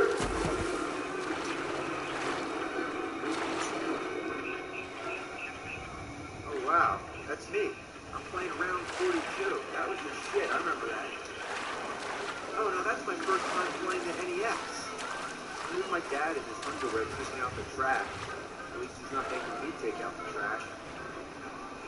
Oh, and that's me playing Mario 2. At least we all thought it was Mario 2. I don't know how you get in there. There's a wall block. So I don't know how to get in.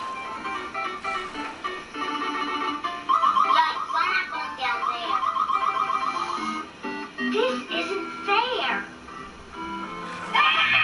I remember nothing but torture. Oh, that's that fateful Christmas day when I got my Super Nintendo. My first 16-bit machine. You remember the excitement? Who are you? The ghost of Christmas present. Well, what do you want? I just wanted to remind you of the fond memories you have of Super Nintendo. You remember Metroid, Zelda, Mario? You only choose to dwell on crap. You know what you're doing right now? Talking to you? No, this is all out of body, don't you get it? Right now you're looking back and reviewing one of the worst games on the Super Nintendo.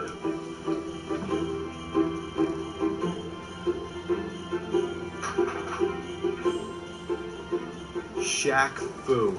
Just the name makes people cringe. Like, you don't even want to go there.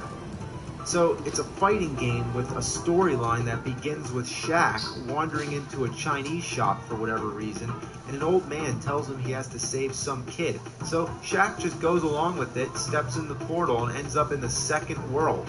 I guess we live in the first world, so this is the second. So you're wandering around, fighting everybody you meet, including a goblin sort of thing, some crazy cat bitch, a Persian prince, I guess, all kinds of weird aliens, and a mummy warrior. I never even heard of such a thing. I just don't know about this. It's really weird. I kind of like Full House Tournament Fighter. At least that had more appropriate characters. Now, this is one of those multi-console games which appeared on both the Super Nintendo and Sega Genesis Mega Drive console, and most of the time the Super Nintendo version was better, which means I'd really hate to see the Genesis version. Now, besides the ridiculous concept, the dull sound effects, and everything else, the rotten core where this game's stank bullshit stems from is in its godforsaken control. The controls are mutilated, fucking atrocious. They're especially unresponsive when you're trying to execute a special move, and most of the time, you find yourself trying to get close enough to your opponent to hit him. You just end up jumping all around until the clock runs out. This game falls between the ass crack of basketball fans and fighting game fans. It doesn't please anybody. I also gotta mention that there also used to be a website dedicated to finding and destroying every cartridge of this game. It's that bad. Now, I can go into depth and describe the controls and every last detail why this game is so god-awful, but I don't even have to. The name says it all. The title doesn't even sound good. Shaq Fu? It's like a joke. I mean, just the fact that they can release a fighting game starring Shaquille O'Neal and call it Shaq Fu pretty much proves that you could put Fu at the end of anything. How about Robin Williams Fu or U2 Fu? I mean, who came up with this shit? What, were they smoking crack up their ass? Ghost, please, I can't stand it anymore. Ghost? Where are you?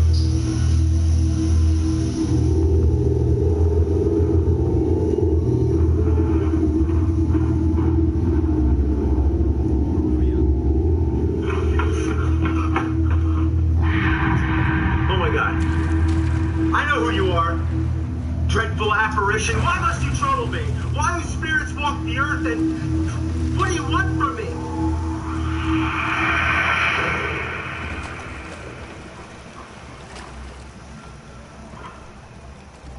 Oh my god. You remember the Nintendo Wii? Yeah, it's actually what they call it. But it was very revolutionary when it first came out. But looking at it now, it's like a baby's toy.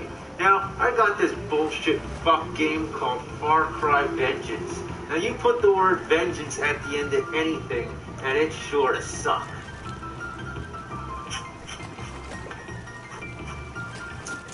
Big fella, you look like the kind of man who can handle himself.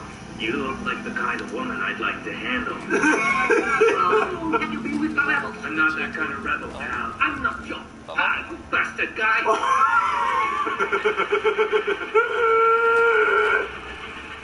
Oh, look at that. Look at all the grass growing. Kind of like a creep show. Hey, yo, stupid ass. I'm right behind you, fuckface. Kill him, kill him.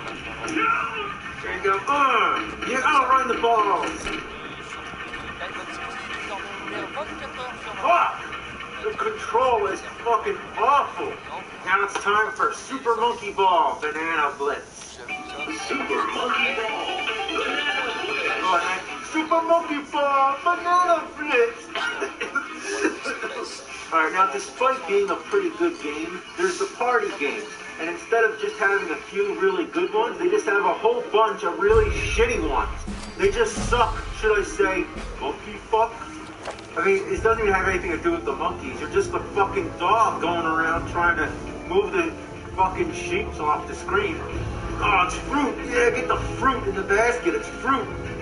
This is the worst fucking thing ever. Look at this. Move! Move, god damn it! Look at this. God! What a shithole. What were they thinking? I'd rather drink diarrhea sauce. Alright, it's time to boogie! Boogie! Boogie, boogie, boogie, boogie!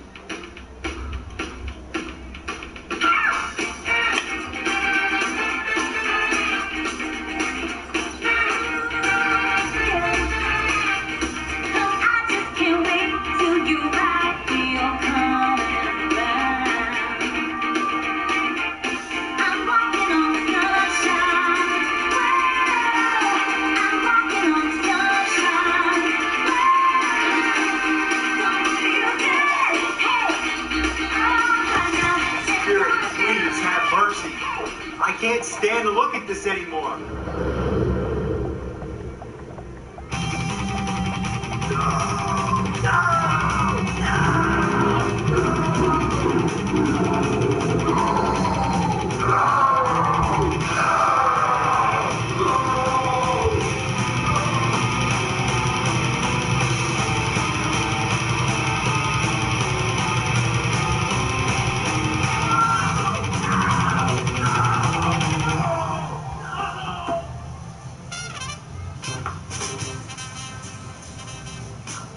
Christmas. I haven't missed it. Oh, fuck. It's Christmas. What a glorious Christmas day. Look at all these games. Look at all these games. I think I'm going to play Super Mario World. Fuck yeah, this game's awesome. In fact, I should just play good games from now on. Man, fuck that. Let's play some shitty ones.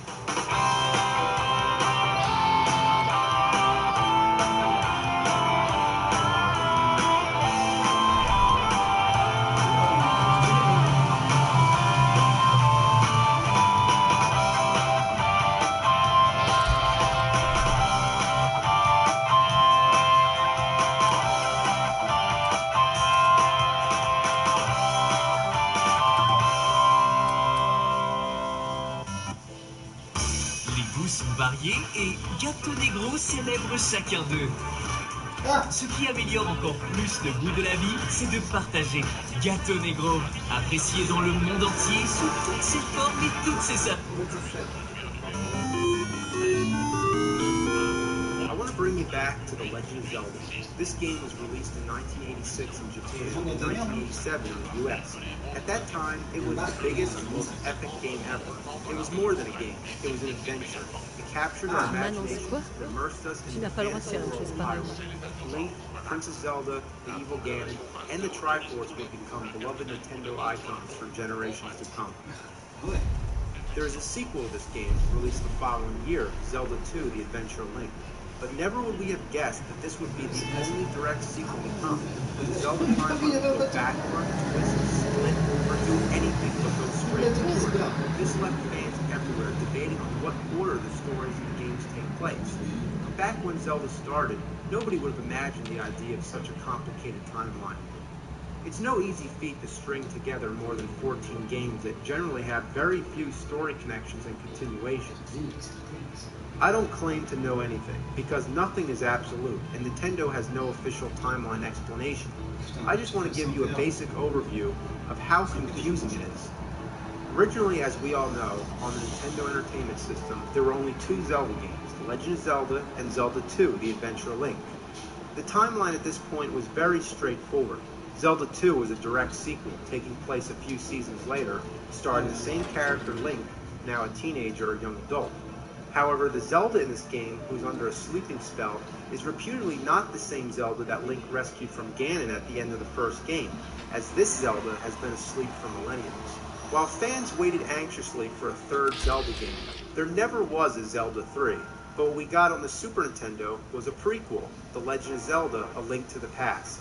This game came out 4 years after Zelda 2, and it far succeeded our expectations. It went back to the original format, but made drastic improvements, adding a new light world dark world system, and making the game's plot much more involved. For the first time in a Zelda game, we are told the history of Hyrule. In the beginning, three gods of wisdom, courage, and power create the land of Hyrule, and leave behind a symbol of their power, the Triforce. It remains hidden away in a golden land, where legends say anyone who finds it, all their wishes will come true. However, it's found by a thief by the name of Ganondorf Dragmire, and because of his evil nature, it transforms him into the monster we know as Ganon, and the Golden Land into the Dark World.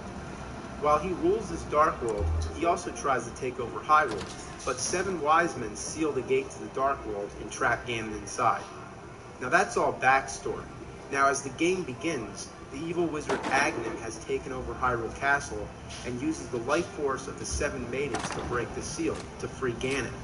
The 7 maidens are the descendants of the 7 wise men, and the last in line is Princess Zelda. The main objective of this game is for Link to defeat Agnan and then go to the Dark World to rescue the 7 maidens and ultimately face Ganon. Now, on the Game Boy, we were given Link's Awakening, which was the first portable Zelda game. It seems to take place right after A Link to the Past, treating it as its own new series of games, or either ignoring the original 2, or I don't know. Now, let's move on to the Nintendo 64, the first 3D Zelda game and the biggest, most anticipated yet, the Ocarina of Time. To my dismay, this game was another prequel.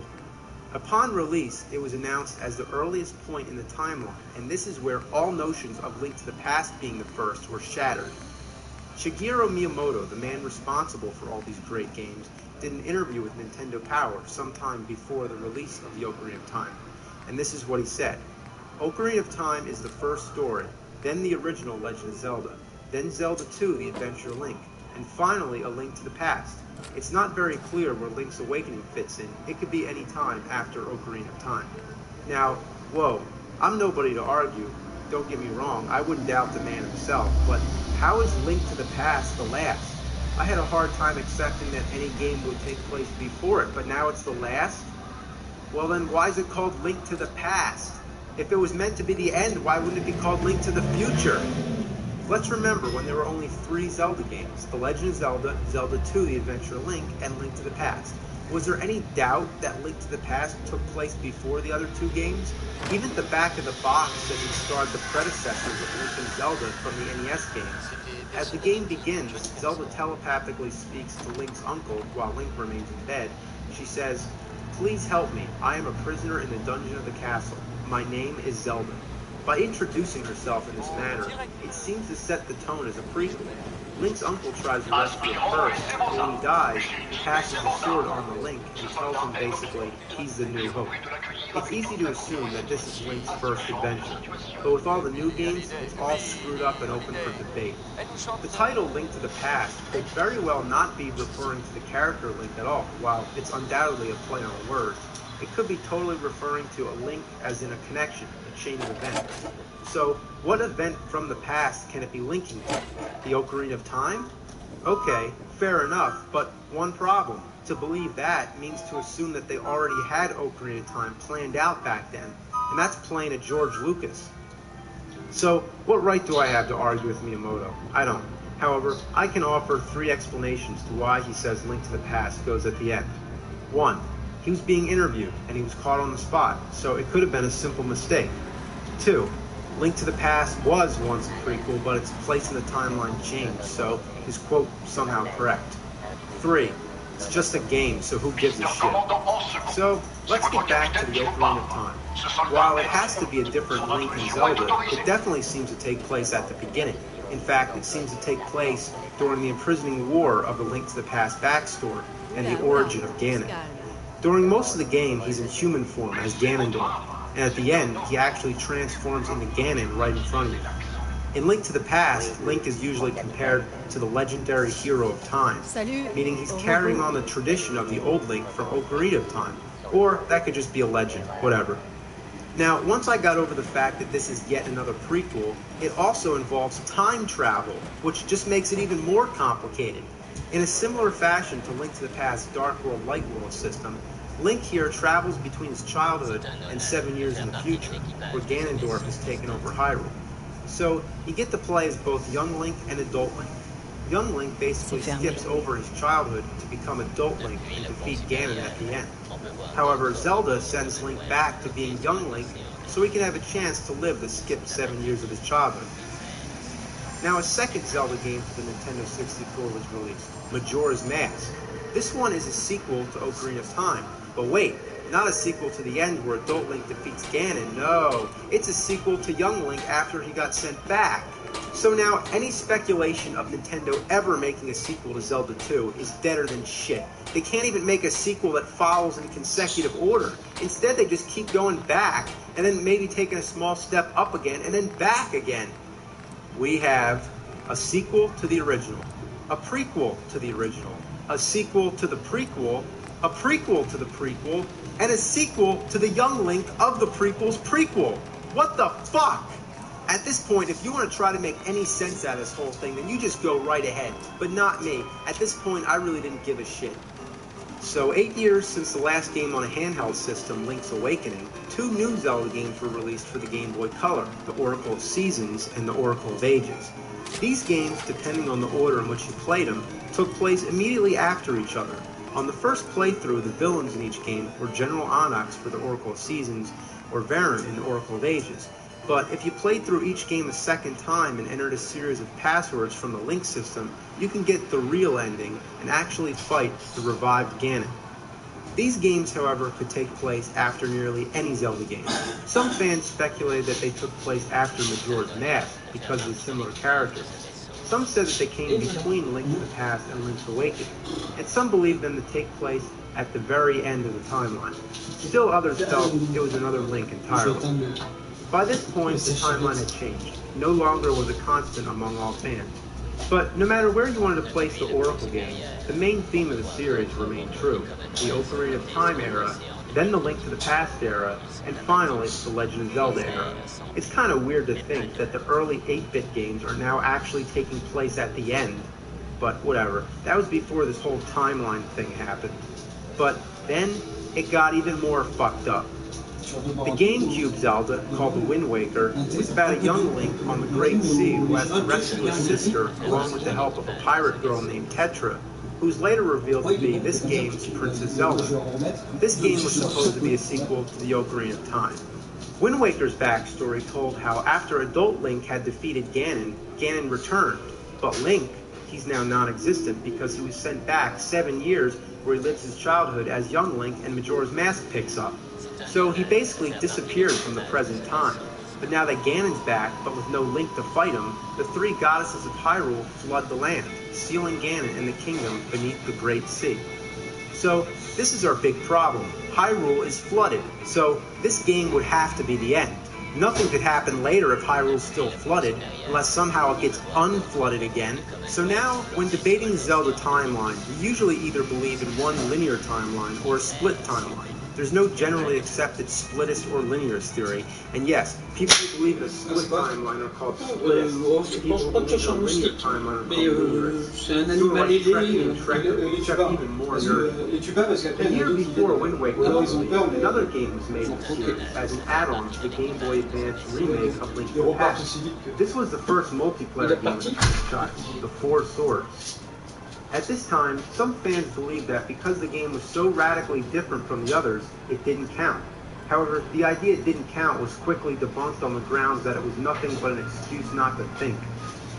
Since this was largely a subgame and the map was really just a basic setup of land with no true meaning other than to separate the three levels, most fans didn't consider it an important part of the timeline, and that it could go anywhere, although it was largely believed to either take place sometime before the Ocarina of Time or after Wind Waker. However, its significance greatly increased when in 2004, a second game in the Four Swords sub-series emerged, Four Swords Adventures for the GameCube.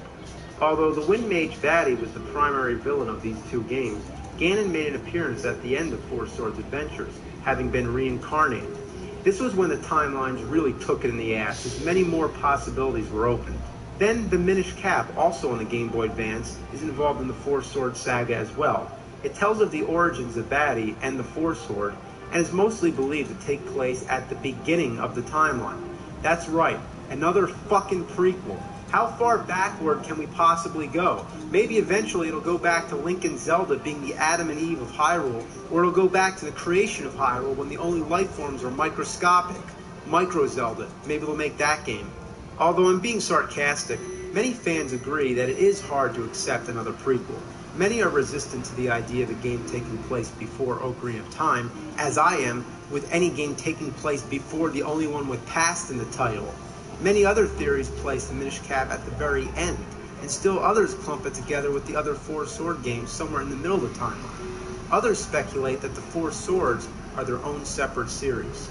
However, most believe the Minish Cap is likely the first game in the entire saga, as its geography seems to be most similar to that of Ocarina of Time than any other game, and takes place in a time without many of Ocarina of Time's species being prominent, suggesting that the kingdom has not yet united all the races. That and the lack of a Temple of Time suggests that it falls several generations before the Ocarina of Time. Not to mention, it explains how Link first got his hat. But like any theory, somebody always finds a flaw. For example, moblins are in the game, and moblins are the pig-like soldiers of Ganon created in his own image. No Ganon, no moblins. Or is it possible that Baddie is also capable of creating moblins? Well, this one's up in the air, like dog shit shooting out of a cannon. Now, Twilight Princess, the latest Zelda epic on the Wii, seems to have no obvious spot in the timeline, but it kicks so much ass it makes you forget about it. Everyone has tried very hard to understand how these Zelda games could be logically and chronologically connected. And I swear, some of you have memories better than Dustin Hoffman and Rain Man. It's true, Zelda fans can recall countless character quotes, game prologues, and instruction manual text to back up their arguments. That's impressive. The fans clearly have a love for Zelda, and that's what drives all these theories about the Zelda world, because the games are so good, that's what makes people care so much. But let's stop for a moment and look at all these games as a whole, mainly the earlier ones. If there was some sort of a concrete storyline, a planned out logical order in the Zelda universe, it would be there clear as day. The creators of Zelda didn't think about a timeline. Now, because of pressure from the fans, Nintendo sometimes tries to inject things from previous games into newer installments, attempting to tie some of them together, but there isn't a sturdy foundation to do so. It's a puzzle that can't be solved. Look at it. It's a gang rape, bitch slap, broken down fucking mess of a timeline. No matter how hard the fans try to piece it all together, a new game comes out that just defies everything. Zelda started out as just a little elf kid running around stabbing bad guys, and it was a classic little adventure game. But today, it's a juggernaut. It has a cult following that's out of this world. That's why we've seen Zelda characters in Soul Calibur and Super Smash Bros. Where does Super Smash Bros. Melee fit in the mix? Link, Zelda, and Ganondorf are in the game, so why ignore it? It doesn't count, right? Well, excuse me! What about the cartoon? What about the games on the Philips CDI? There is Zelda, Wanda Gamelon, Link, the Faces of Evil, and Zelda's Adventure. And hey, Princess Zelda actually plays a bigger role in the games, so why don't you count those? Maybe because they suck diarrhea shit from an asshole fountain? But that's beside the point. The point is that the true heart of the Zelda games is the gameplay. If you can't enjoy playing the game, you won't enjoy the story and characters anyway. The end goal is that the game is fun, challenging, has some unique twists, and is a satisfying experience. So, instead of looking at all the Zelda games as a whole, you have to look at each one separately. After all, that's the way they were developed. It's not as though Zelda is like Lord of the Rings. Each Zelda game is a different legend and a different experience. You don't have to play the first one to get the story of the third one or even the 13th one, and that's really lucky for those who haven't been able to play them all, which is the case for most people. Zelda games are not meant to connect right down the line. They're not meant to tell the entire history of Hyrule. They're meant to be single, fun experiences.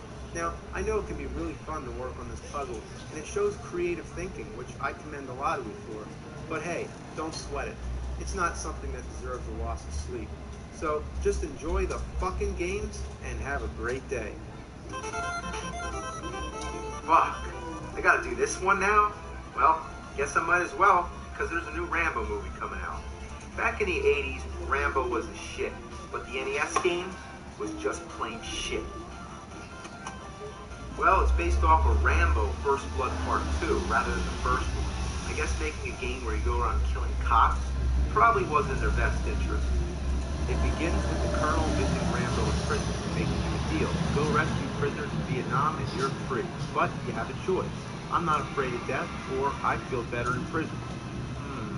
How about I feel better in prison?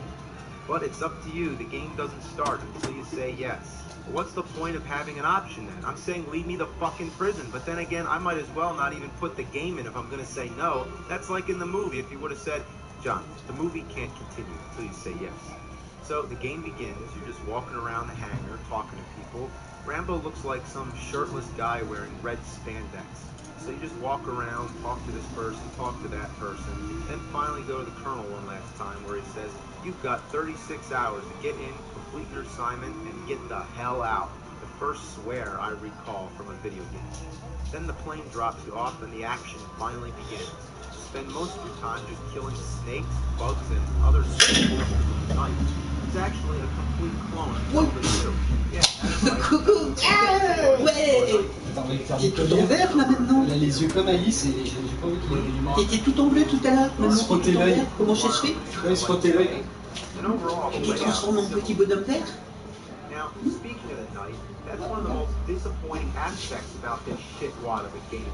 Why am I not using a machine gun like the front cover? Why am I just fighting snakes and bugs? On fait bonjour nous aussi.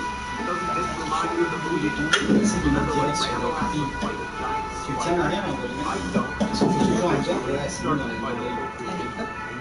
quand t'es prêt, tu me weapons such as daggers, arrows, and grenades. Man, who the hell throws grenades at a tiger anyway? You also get a machine gun, which doesn't happen much later in the game. The problem may not be that the game doesn't follow the movie. It actually follows the movie way too much. Almost every key scene is recreated through character dialogue, but who cares? It's almost like they focus too much on the story rather than the overall gameplay. When Rambo meets the girl for the second time in the game, you're given an option. Rather than conducting business, you can say, what do you think of me? The game doesn't advance until you stop asking. So what's the point? And how cocky can Rambo be to expect a compliment? She could have said, what do I think of you? You look like a hairless gorilla, and when your mouth is open, it really freaks me out. There's times when you have to follow her, but all she does is walk back and forth. Bravo! But you're actually supposed to go meet her somewhere. Where the fuck that is up to you to find out. Now, that's the biggest problem. Finding out where the hell you're supposed to go. Stand on these little boxes and say, C'était trop rigolo ça. Ah, c'est rigolo. C'était trop rigolo. everything looks the same. If you keep j'ai pas fait le train. stage just repeats over and over. Sometimes you think you're making progress, but then you realize that you're doing laps. Les meilleurs, c'est les mercurochrome. To make it even more confusing, there's Avec le sérum. Ah bon, là, tu sens une différence. J'ai l'impression qu'il y a dedans, il y a un truc. Il doit y avoir plus de cortisone, corticoïdes. T'es sage, ma poule? Tu restes là, hein? There's also a scene where you control the girl. Reste là, You do anything but walk, and there's no fighting involved. All you do, basically, is just walk from point A to point B. Why? Another thing that blazes my balls is that when you're low on energy, the screen flashes. I guess it's nice to be alerted that you're dying, but it doesn't have to be so fucking annoying. Maybe you say it's nitpicking, but I say it's shitpicking. The controls are mind-blowingly awful. It doesn't look bad, but believe me, it's bad. You can move and jump around just fine, but when it comes to using your weapons, it feels stiff. When you try to attack something, it's almost impossible without getting hit. Getting across this bridge is a real shit bitch. Damn. Ça non, hein. Voilà. Que ça. Alright, come on, you bastard. I'm almost there. Almost there. Fuck! Oh, God. How did they fuck up Rambo this bad? You'd think it wouldn't be that hard. Just the guy in a bandana going around shooting people. Kind of like Marty? Yeah, that worked. Side-scrolling, overhead, or even a semi-3D perspective. It all works.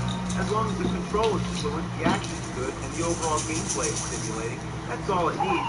But instead, we get a confusing, incoherent mess that doesn't even really know what it's trying to be. A needless storyline, confusing navigation, frustrating controls, and a second-rate clone of Zelda 2. Though it predated Zelda 2 in its US release, Zelda 2 came out first in Japan.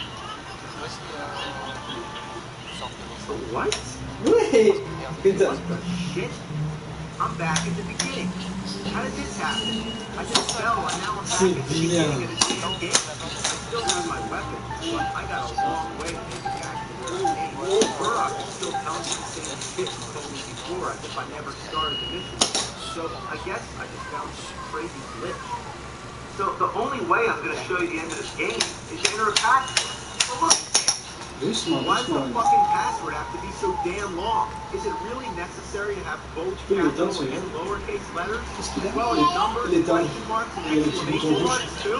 If you're writing this down, you're going to get confused. S's look like 5, zeros look like O's, capitals look identical, and lowercase L's look like 1s and uppercase I's. That's something I have no tolerance for. The password system should be simple, straightforward, and easy to use.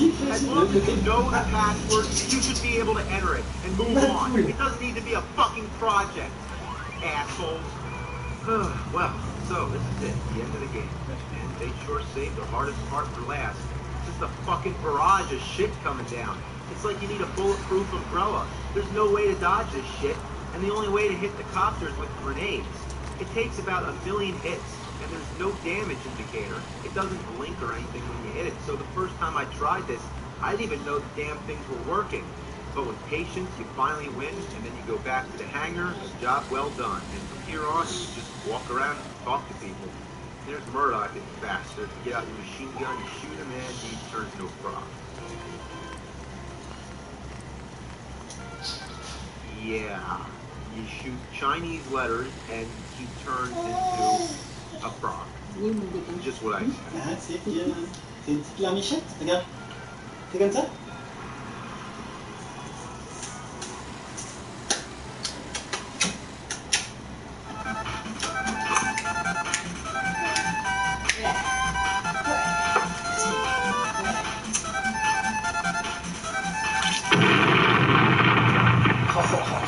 Now, I think that was enough, but there's more Rambo games. So, just for a bullshit bonus, let's take a look at a couple more. Here we have Rambo First Blood Part 2 on the Sega Master System. Now, okay, this is more like it. Starts up with the action right away, you're just going around shooting people, and on top of that, it's 2 players. We know that this is Rambo, but who's this guy? But anyway, it doesn't matter.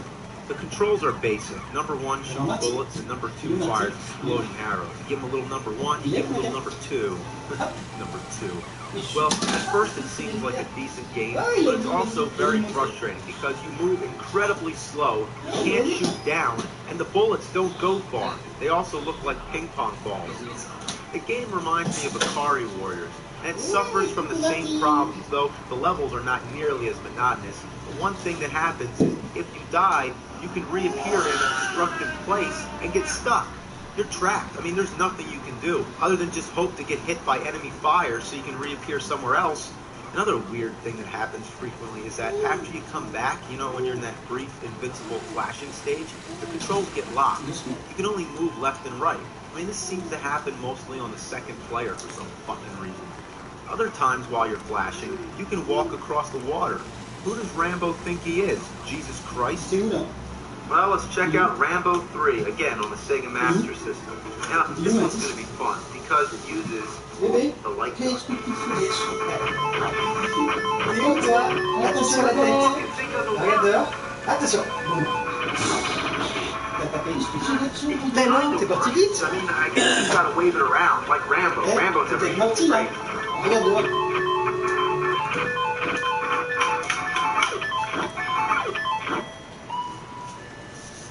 What the ass? What's wrong with this thing?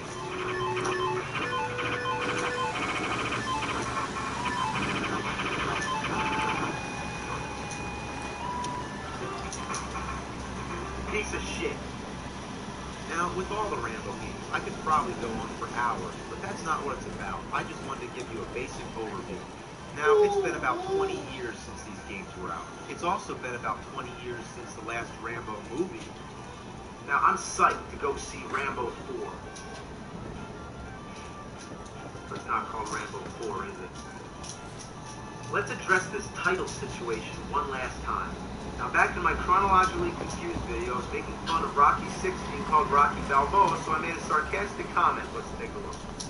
What are they going to do? Call it John Rambo? And what do they do? That's what they call it. And I feel bad. I feel like I picked on a retard. Like, what are you, retarded? Oh, I'm sorry. But then what do? They change it again to just Rambo. Like, is this a sequel or a remake? It couldn't get any more confusing. Even though the original movie was called First Blood, people often refer to it as Rambo. But in the second movie, they downgraded First Blood into a subtitle, calling it Rambo First Blood Part 2. But the Nintendo game is just Rambo, as well as the Sega version. Even though the box says the full title, the game itself, and even the title screen, just say Rambo. So technically, the immediate title of the second movie is Rambo. Next came Rambo 3. Technically, it should be Rambo 2 or First Blood Part 3. And there's no consistency, but just for the sake of confusion, it is the third in the series, so whatever. It's Rambo 3. But then comes Rambo. How do you follow Rambo 3 with just Rambo? That doesn't even make any sense. It's like you're going backwards. So now if someone says, I'm watching Rambo, it's like, oh, what do you mean? You mean First Blood? Or do you mean Rambo First Blood Part 2? Or do you mean Rambo, the fourth movie? That's what it is, the fourth fucking movie. Why couldn't they just call it Rambo 4? 1, 2, 3, 4.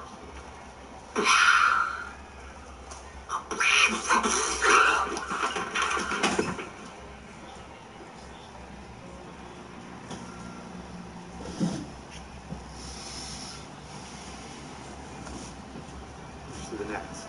Once you have the gun, you better not walk into a fist, or else you go back to punching. Of course, the game has to be as obnoxious as possible by putting these fists in areas that are hard to get around. Oh, no, no, no, no, no. Good. The grenades are the kind of weapon you do not want to get, but they're necessary in breaking through obstructed paths. If you don't calculate these bomb impacts perfectly, you end up building your own death trap. Look, I just created a hole. If I fall down there, I die. But I need to blow away that one last piece so I can go forward.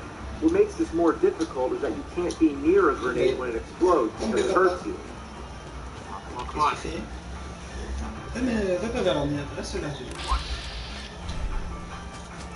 No! This game blows ass. Suck, stuck cunt. Fucking shit munching bunch of pile of poop. These stages are designed with no rhyme or reason. Doesn't it look like I can go in this door? Well, I can't. This house is just part of the background. You can never tell what's background and what's not. Right here, I can fall through the grass just because it's a darker green. Could they just make it black like the background so it actually looks like a hole? There's no clear indication what you can step on and what you can't. Gotta get away from the grenade. Fuck! I didn't know I would go through this platform. You're kidding me. You can fall through the walls? That's like if you could fall through the staircase in your own house. Look, the bird got stuck. This game is so messed up, even the enemies can't play it. The layouts to these stages make no sense.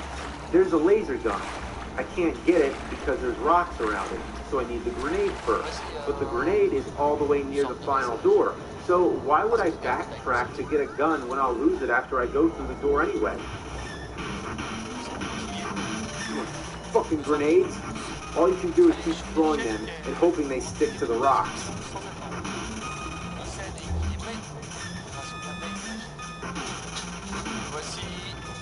Come on, you piece of shit!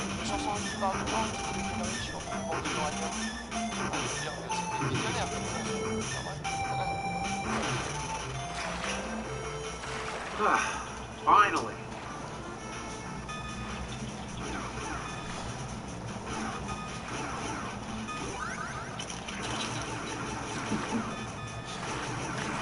You gotta be kidding me. All of a sudden, it looks like I'm playing a completely different game. Arnold is much bigger now, and would you believe they call this section of the game Big Mode? How creative. So now he's wearing green? Oh, maybe because pink would stand out as much from the purple background? As if this game has standards all of a sudden. Watch out for the bubbles. How could bubbles kill you? Maybe when you're so masculine, little sissy things like bubbles become your kryptonite. And guess what? You can't pause during Big Mode. If you could pause in the rest of the game, why not now? Did a completely different person program this part? Why does there need to be platforms when you can jump as high as the top of the screen? Why are you always moving even when you're crouching? Why do you shoot little Atari pellets? You can upgrade the gun with these power-ups that appear when you shoot things, but they're hard to get because they go right, and once they're off the screen, they're out of existence. This forces you to wait for projectiles to come as close as possible so that the power-ups don't appear all the way to the right of the screen and you end up losing them. Why do they go right? Everything else goes left. At the end of Big Mode, you fight a predator, then the game goes back to normal. Every 5 levels or so, you'll have to play another Big Mode, each with a different colored background. Yay. Jumping blocks is always fun. Every muscle in your body tenses when you jump. I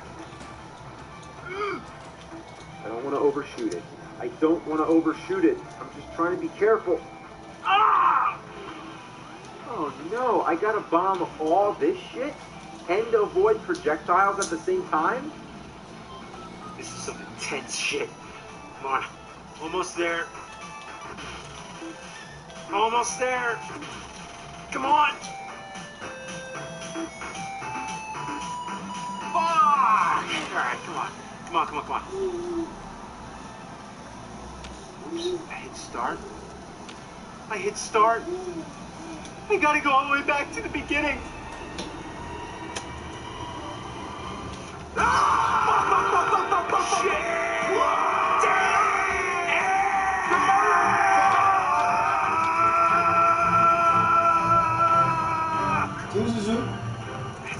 I'm seeing red.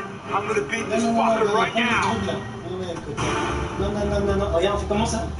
Mathis? Non, regarde-moi.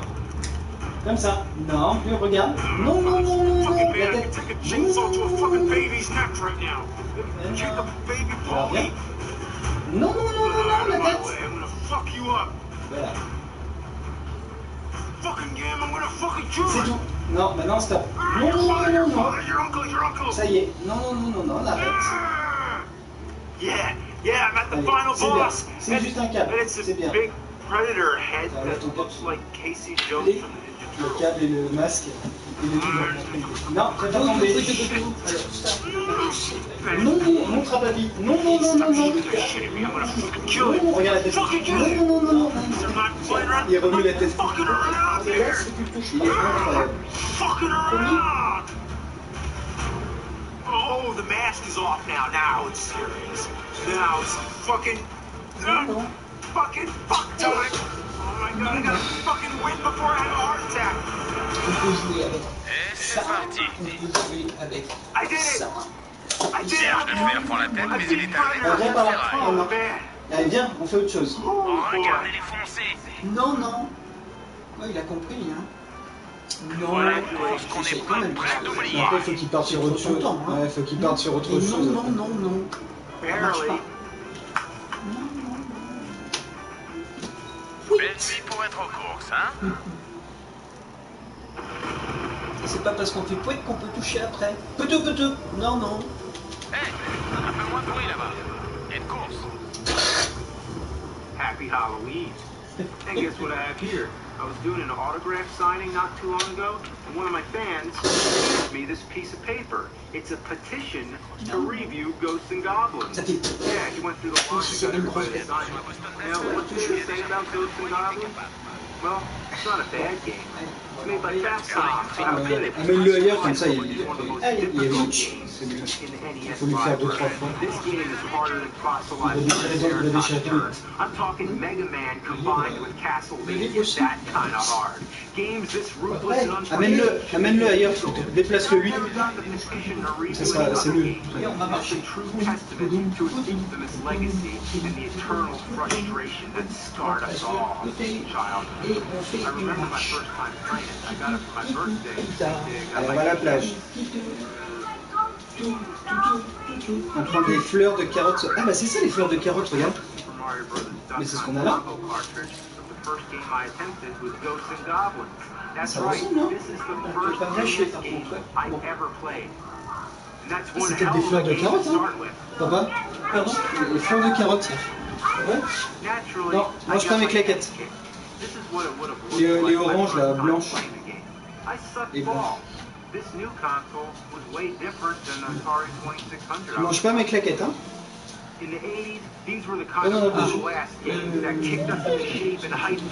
Brice, je vais acheter quelque chose à manger. Ça serait pas une mauvaise idée. D'accord. Qu'est-ce que vous voulez manger?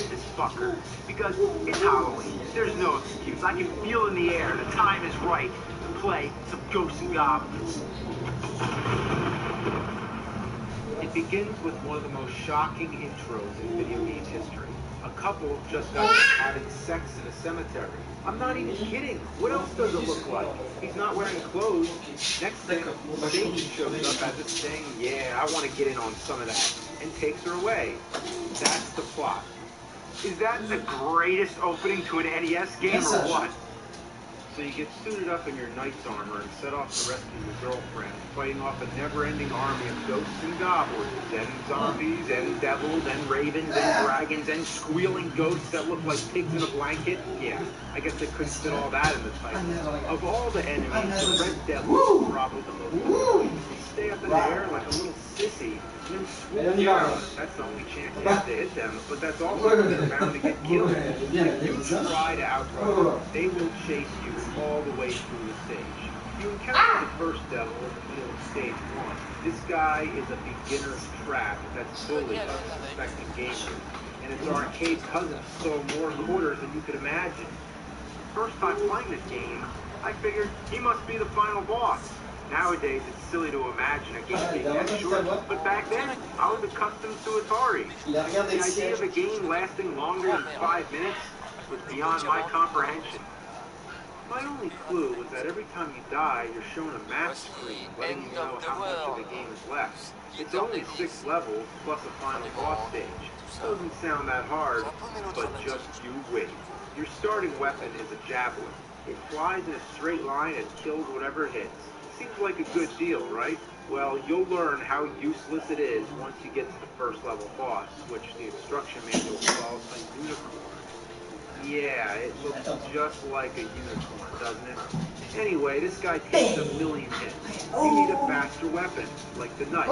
The knife is the only weapon that's fit for the challenges that lie ahead. Now we're at level 4. This is where shit starts to get tricky. How do you like jumping around on platforms, taking leaps of faith while avoiding tiny enemies and projectiles? Next, these little bastards come flying out of windows. Then, you're navigating ladders while fighting these big guys that squat and drop shit, and take about as many hits as the unicorn. If you didn't get the knife in level 1, don't even try. That's my words of wisdom. Anyone who wants to get far in this game, my rules are, number 1, get the knife. Number 2, get the knife. Number 3, get the knife. You want to cut steak with a plastic spoon? Get the knife. I can't stress this enough. They'd lock me up in an asylum. Get the knife. Sa mère. Parle-lui. See that? That's a plain weapon. That thing sucks. It's the second worst weapon in video game history aside from the cane. It always misses your target. And if 2 of them hit, you have to wait for the flames to die out before you can throw any more. You don't want it. It's sitting on top of the only ladder that goes down. The weapons don't go away. They just sit there. Even if you run far away and come back, the weapon is still there. You're probably thinking, why not just take the flame and then die? Well, when you die, it's the weapon. It never changes until you find a different weapon. That's bullshit. But on the plus side, when I have the knife, I get to keep that too. You know what I had to do? I had to reset the game and get the knife in level 1 all over again. And then guess what? The flame appears again! It's a trap. Well, I figured it out. The flame appears when you get to the top floor, which you don't have to do. You can stay on the second to top floor and progress to the right.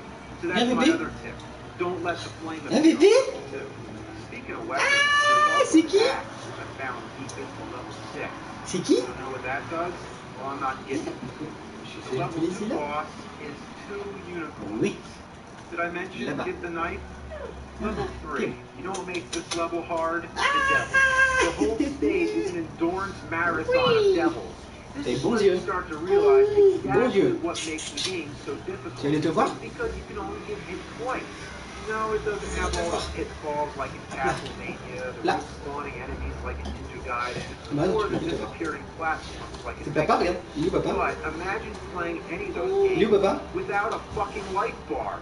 In Ghosts and Goblins, first time you get hit, you lose your armor. Second time, you lose your skin.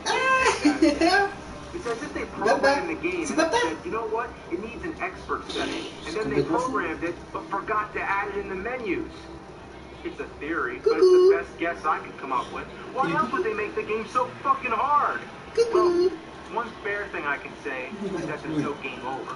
Well, technically there is. It says game over when you die 3 times, but there's unlimited continues, and it always puts you back at the checkpoint where you left off. So the game's incredibly fair when it comes to that, but it's so hard, it almost doesn't matter anymore. Non. Fais. And run away. Wait for 5 seconds. Come back, and he's gone. Yeah, how do you like that, you fucking game? It's cheating, but for a game like this, I don't feel bad about it. Now I actually have a chance against the dragon boss. After observing his patterns and getting some practice, he's not too hard to beat. Level 4 starts it off with a big jumping game on floating clouds. It's a mess. After the checkpoint, you're on a fiery bridge with flames rising below and projectiles at every step of the way. The level boss is another dragon. There's no tricks I know of. The only way to do it is to fucking do it. Level 5. Now you're in what seems like the final stretch of the game. I mean, you're in the final tower after all, but I guarantee these next 2 levels will take you the longest of all. But that goal is so simple to be able to beat those goblins. Or you can just aim for the high score. Yeah, I didn't mention yet that you find money and treasures all around, which are only good for points. That's right, no power-up, no life bar, but plenty of points. If you just want to get that high score, the level 5 boss is like the sleeping restaurant. It's called Satan, but the last guy is the devil. I always thought Satan and the devil were, level 6. Oh boy. This is the infernal hellhole of 8-bit Underwood. There's nothing more synonymous with hell, eternal damnation, fire and brimstone, than level 6 Ghosts and Goblins. This will make you curse the day you ever picked up an NES controller. Your body will shake, your hands will be sweating all over the controller, your heart will be racing out of control, you'll forget to breathe, and your eyes will be burning from not blinking. These are all common symptoms of NES fever. You get it from playing games like Ninja Turtles, Street Fighter 2010, the Famicom Transformers, and this first kill the Oui. then kill the dragon. Eh oui, le crabe il avait un moteur en fait. Qu'est-ce que c'est ce bordel?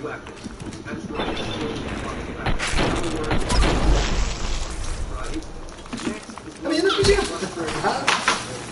A big guy wanders back and forth. If you go up the ladder, he kills you.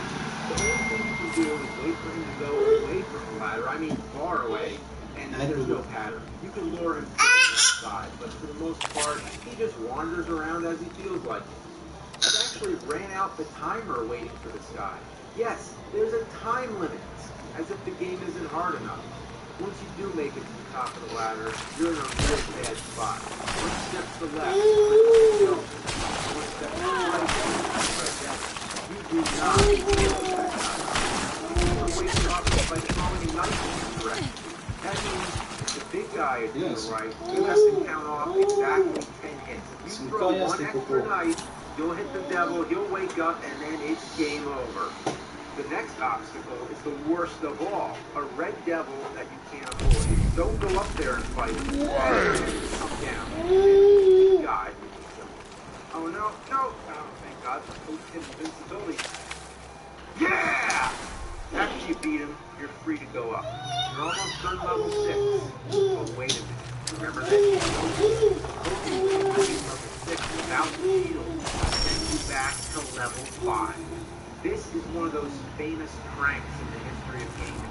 Whether or not it's true, I'm not risking finding out. I'm getting the shield.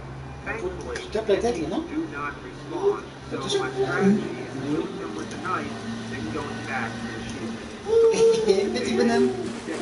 Ah. 3 minutes on the timer, so doing all this is barely possible. Then you go back up and watch that flame and every time. Lose the shield now. Pourquoi il nous a attaqué? Here's the boss, here's the boss. It's Satan. It's another Satan. Well, the shield has a short range, so at least it can block his projectiles. Yes! Oh my God, it's another one. There's 2 Satans? That doesn't make any sense. Non, come on, come on. Run out of time. Ici. Baptiste. Baby, regarde là. Regarde. And now you're stuck with that shitty shield. Don't even try. You can't kill the unicorn with the shield. It doesn't work. If someone else wants to try it, go ahead. You need the knife. So now you gotta go ghost busting. Kill those fucking ghosts until someone drops a knife. Again, it's at pure random, so expect to run the time. On fait de la place pour manger? Non, il y a encore un quart d'heure. We'll nearly drive you to break the fucking TV.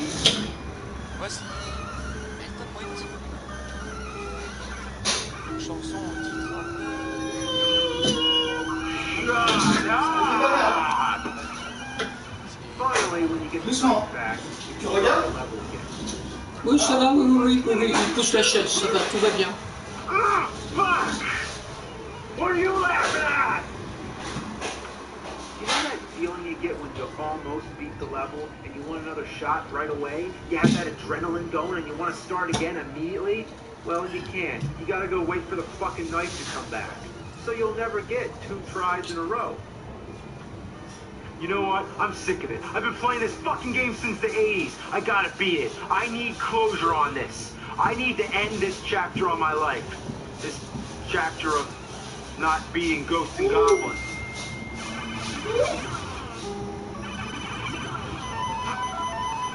I did it! I beat 2 Satans in my underwear. Bah non. Dis donc, t'es gonflé. Non, non, ah non. Notice how I'm walking backwards. Non, parce que sinon ça va tomber sur ta tête, ça va te faire mal. Kind of like a certain other Capcom game. Ah! Come on! My mother throws bigger fireballs at me. Non, ça c'est à moi. Et non, non, non, non, non. Non, non, non, non, non, non, non. Non, non, non. Faut que t'apprennes. Non, c'est non. Oui, c'est oui. Et ça, c'est un bout du nez. Non, non, non, c'est pas parce qu'on fait le bout du nez qu'on a pas dit ça. Mort la main. C'est une main de Matisse. C'est la vie qui est comme ça. Il y a peut-être des choses intéressantes à regarder, mais il y a des choses qu'on ne peut pas regarder et toucher.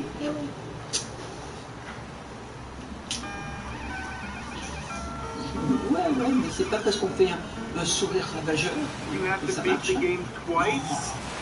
Vraiment. Et n'importe quoi.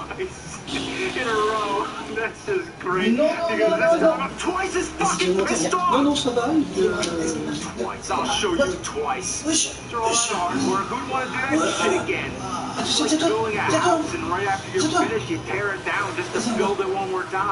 Oh yeah, we could have made 12 stages, but instead, let's just make 6 and make people have to play the game twice. Ouais, c'est une force incroyable, hein. I'm gonna get good at it this time. It better be good, whatever it is. It better be something awesome. We're going through the game twice.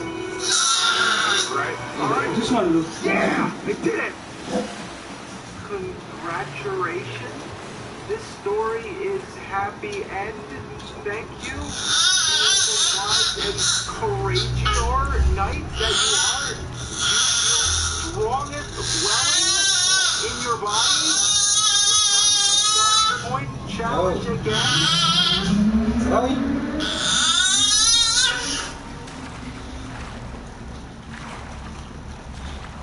Curse, goddammit! I used up all my fuck points during the last 107 episodes. Oh, I don't have anything new. I gotta rely on the old tricks. Alright, let's try the cluster F bombs. Fuck this fucking piece of shit fucker game. Oh, gotta go for the precision F strike. Oh wow, this game was playing short in the atmosphere, then bends you over and fucks you out. How's the wordplay? Alliteration. Feast on some fried fuck farts. Asses. What's up, you dumb fuck couple mother humping motherfuckers, uncle? Rhymes. Suck on this muck, you run amok, fucked up, Mandarin duck. Alright, roll off fails. It's time for the atomic F-bomb.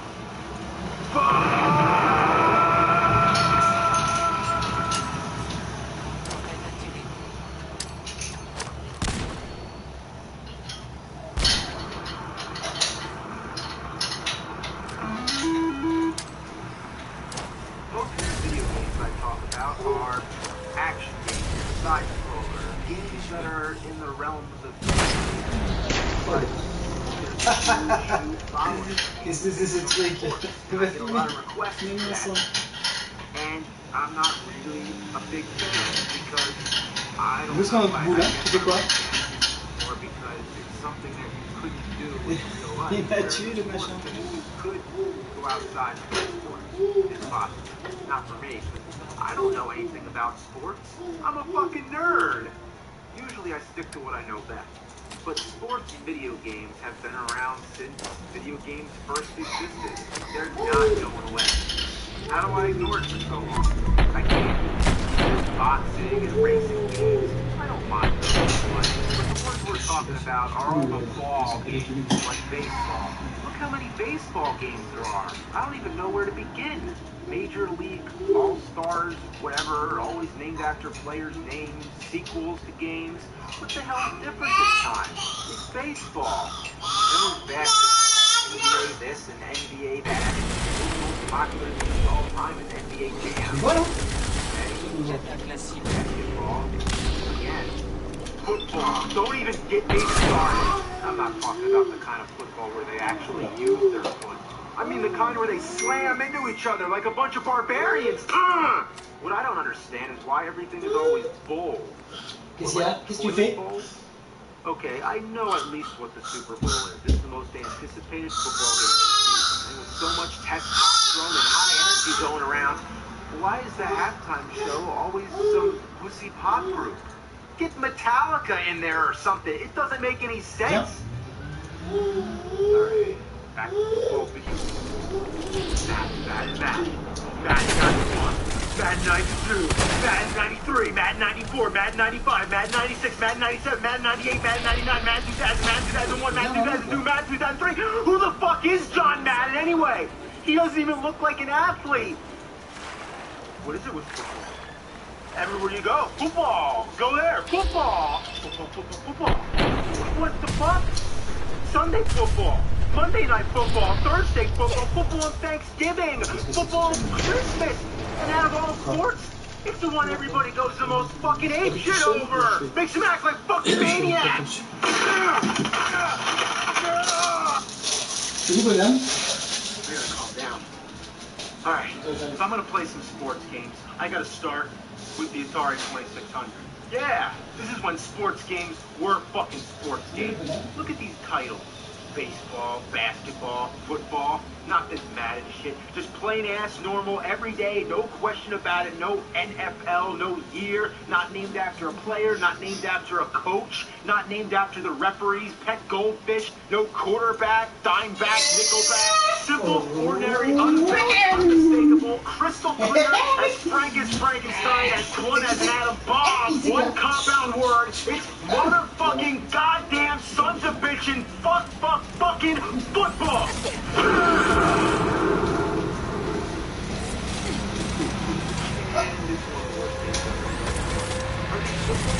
Or are they stormtroopers? Are they wearing helmets or are they microwave over their heads? Is it Team White versus Team Naked? Is that a crowd noise? Or is it the sounds of the ocean? Is that the entire field? Yeah, it is. And it's surrounded by water, it looks like. Yeah, it's like an island. It's Football Island. In other words, hell. I'm gonna make it. I'm gonna make it. Yeah! Yeah! Touchdown! Ah! Ah! Ah! Ah! Fair, football games had to start somewhere. In real sports football and Super Challenge football, players look more like people and the screen scrolls. In Super Football, there's a 3D perspective. Pretty ambitious for the Atari 2600. I'd say play this one. Or the latest Madden. Basketball. Now this is some great stuff. What is this? Man can't jump. I love that you're dribbling a square ball. That's right. I like how the players are constantly stomping around like Les Claypool's right? Or perhaps like a dog getting his belly scratched. Look at this. Yeah, you can't do that in NBA Jam. You can actually keep playing after the timer runs out. This is a pretty fun game for what it is, but there's simple things they couldn't get right. If you select one player, you get the two-player mode, and if you select two players, you get the one-player mode. Laisse maman, viens. Elle est là, elle arrive. Oh yo yo yo yo yo yo yo. Like home run. Even though I know nothing about sports, I can tell you one thing. There's only one pitcher in baseball. What the hell is going on here? They eat the other players. In the same way that Pac-Man eats the goats. Super Challenge baseball is slightly advanced. By slightly, I mean it's like a bunch of restroom signs got loose and started playing a game of baseball. Hey, yo. It's sort of like a letter G. Nobody has a neck and they balance the ball on their head. But hey, it looks better than the other game.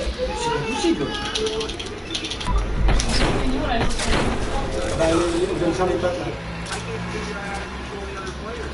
And if it's hard, there's not too many buttons to try. Have you ever seen it? Runs out, takes the ball, by the time he gets it, run to first base, had a cup of coffee, and watch the whole Godfather film.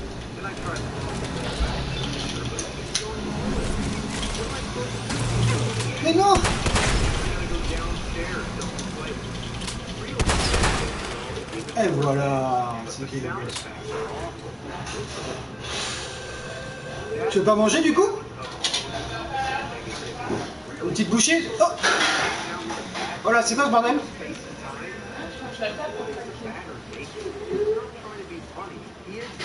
Je te laisse, tu le surveilles. Ouais, une seconde. Je me connecte avec un. Bah viens, ramène-le là alors. Mais là. Oui, on a pas un gros bisou. T'as pas beaucoup dormi toi du coup? Regarde. Des joujoux. 2 secondes encore. Voilà. Hop là. Non, non. Baga, baga. Baga. Pas de boudin. Non, non, non, non, non, non. Comme ça? Mathis? Non, non, non, non.